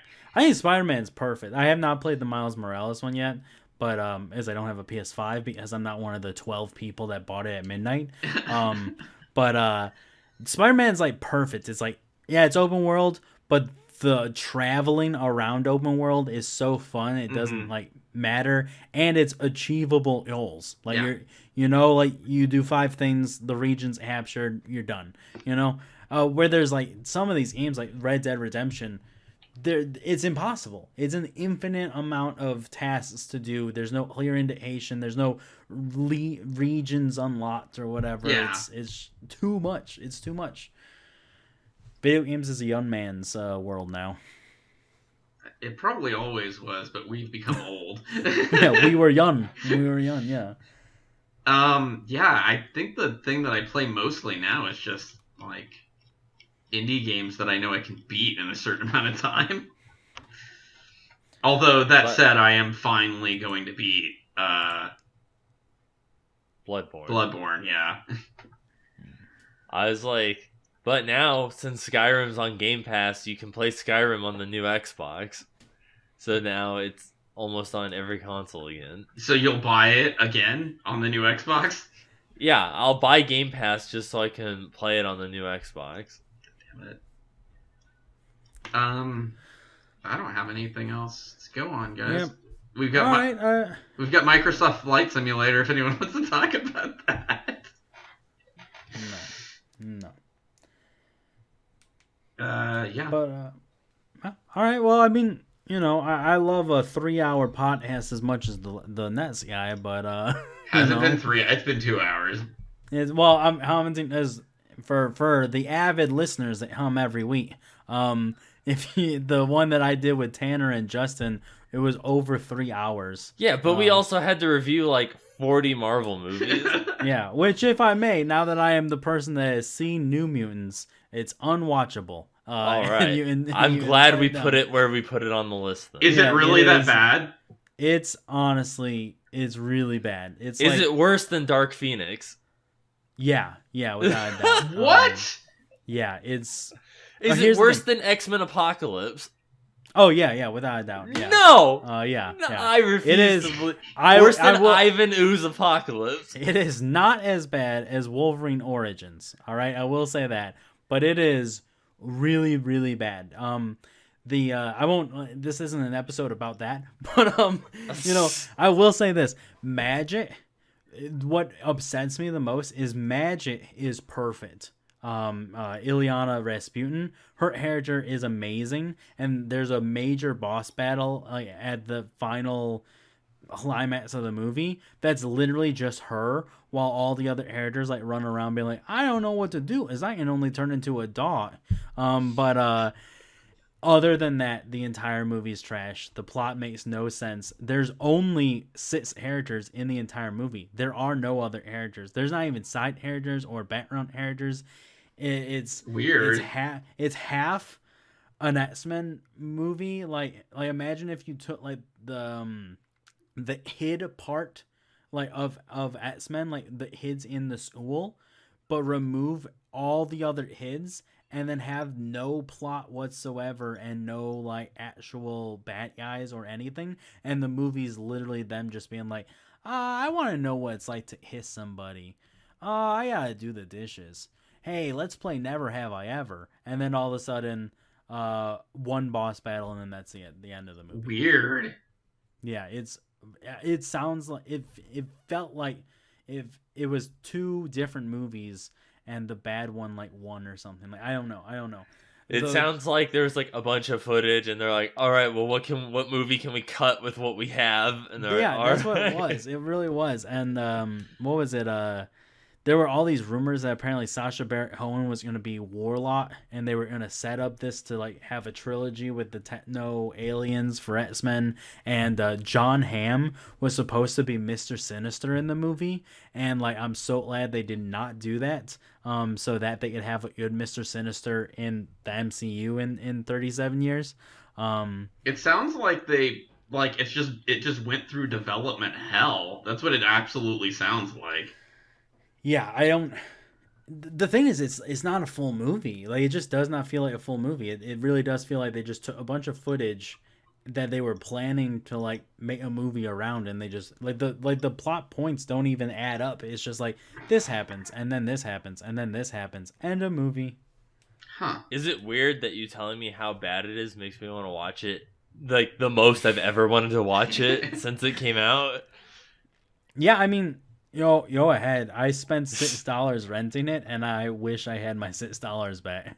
No, that's cool. I'm probably just gonna torrent it. I regret watching that movie more than I regret playing the Avengers video game. and Troy spent like 10 times as much money. Yeah, on pretty the much, Avengers game. yeah.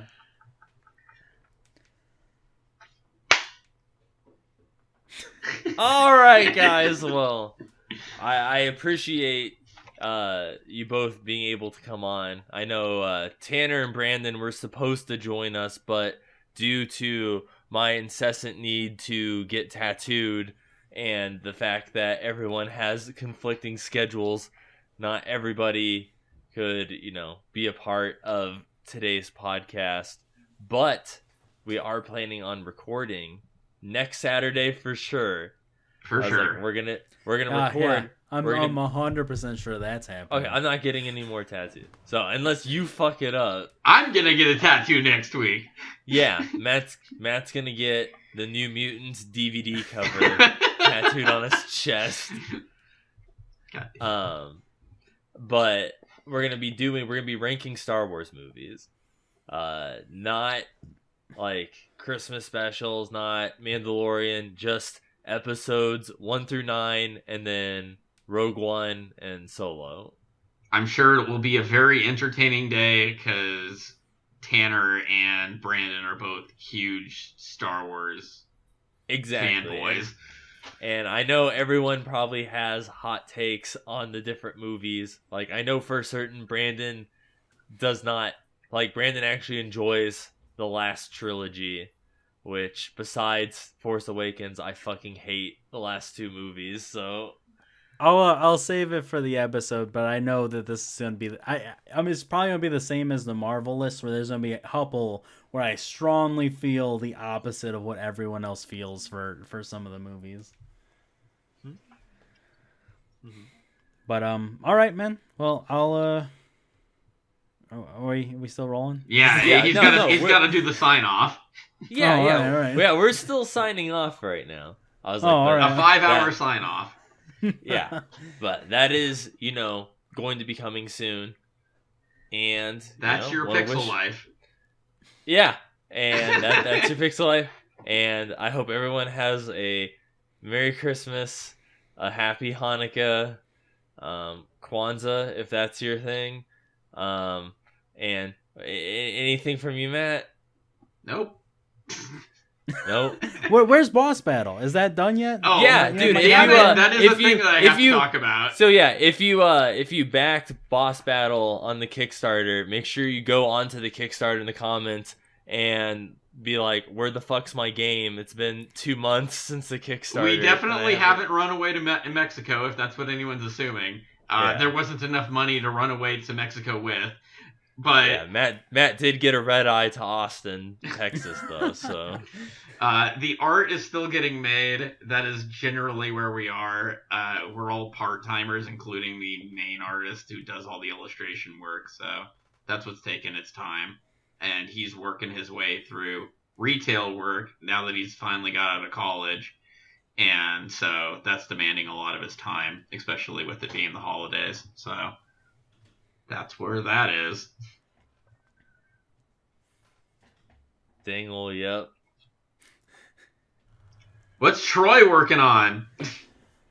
Well, as we've already had too many episodes of the snapping, or not the snapping, that was the other thing. It's back, baby. Just when you thought it was over. Heymanzzzz Atrocity, that's my podcast. I guess I was actually, because of WandaVision, I wanted to do an episode of The Visions, which is really awesome, the Leave It to Beaver style where Vision makes his own family, and it goes really fucking crazy. So, yeah, I might do that, and I'll release it before our Star Wars episode. You could probably I guess there's some new stuff that's been announced for Marvel that you could very easily do some episodes on. Yeah, the thing is, though, man, I do so many Batman episodes, I really gotta stop. It's like you look at my playlist on YouTube, and it's like, oh, DC, I have a DC playlist that's like 12 episodes, and then you go to Marvel, it's like 3 episodes. Like, I don't do enough Marvel, so I probably have to do some stuff to even it out. At least do something with God of Thunder and Gore. That would be cool. I should do that. And I have been really wanting to do a Sam Wilson Captain America, as that run was awesome. When Felton really does take over as Captain America, so I don't know. I'll have to do some of these. Yeah, I mean, I didn't know that run was good, so that gives me something to kind of go check out. Yeah, and it leads into Secret Empire, where Steve Rogers is a secret Nazi, which a lot of people hated, but I thought was phenomenal, given the current political landscape of Nazis running America. But yeah, it was appropriate for the time. Yeah, and it was done very well, in my opinion. So yeah, I got a lot of material to work with, and if you liked the moments where I ranted about helmet books, check out my podcast, Heymanzzzz Atrocity. It'll definitely be in the description below. Oh yeah, and I'm sure Justin will tap me in this episode as well. Every YouTube video, I have the fucking link to your shit, Troy. Like, I don't want to hear it. That's it. Just because of that, I'm going to put the Snappinings Twitter account. The website doesn't exist anymore. I'm pretty sure it was taken over. You'll put the other Snappening. Yeah. The non-film review one. Yeah. Jennifer Lawrence spread eagle. Jesus. All right. You want to play us out, Justin, or? Yep. Let me just get my violin here. Let me just pick it up. All right.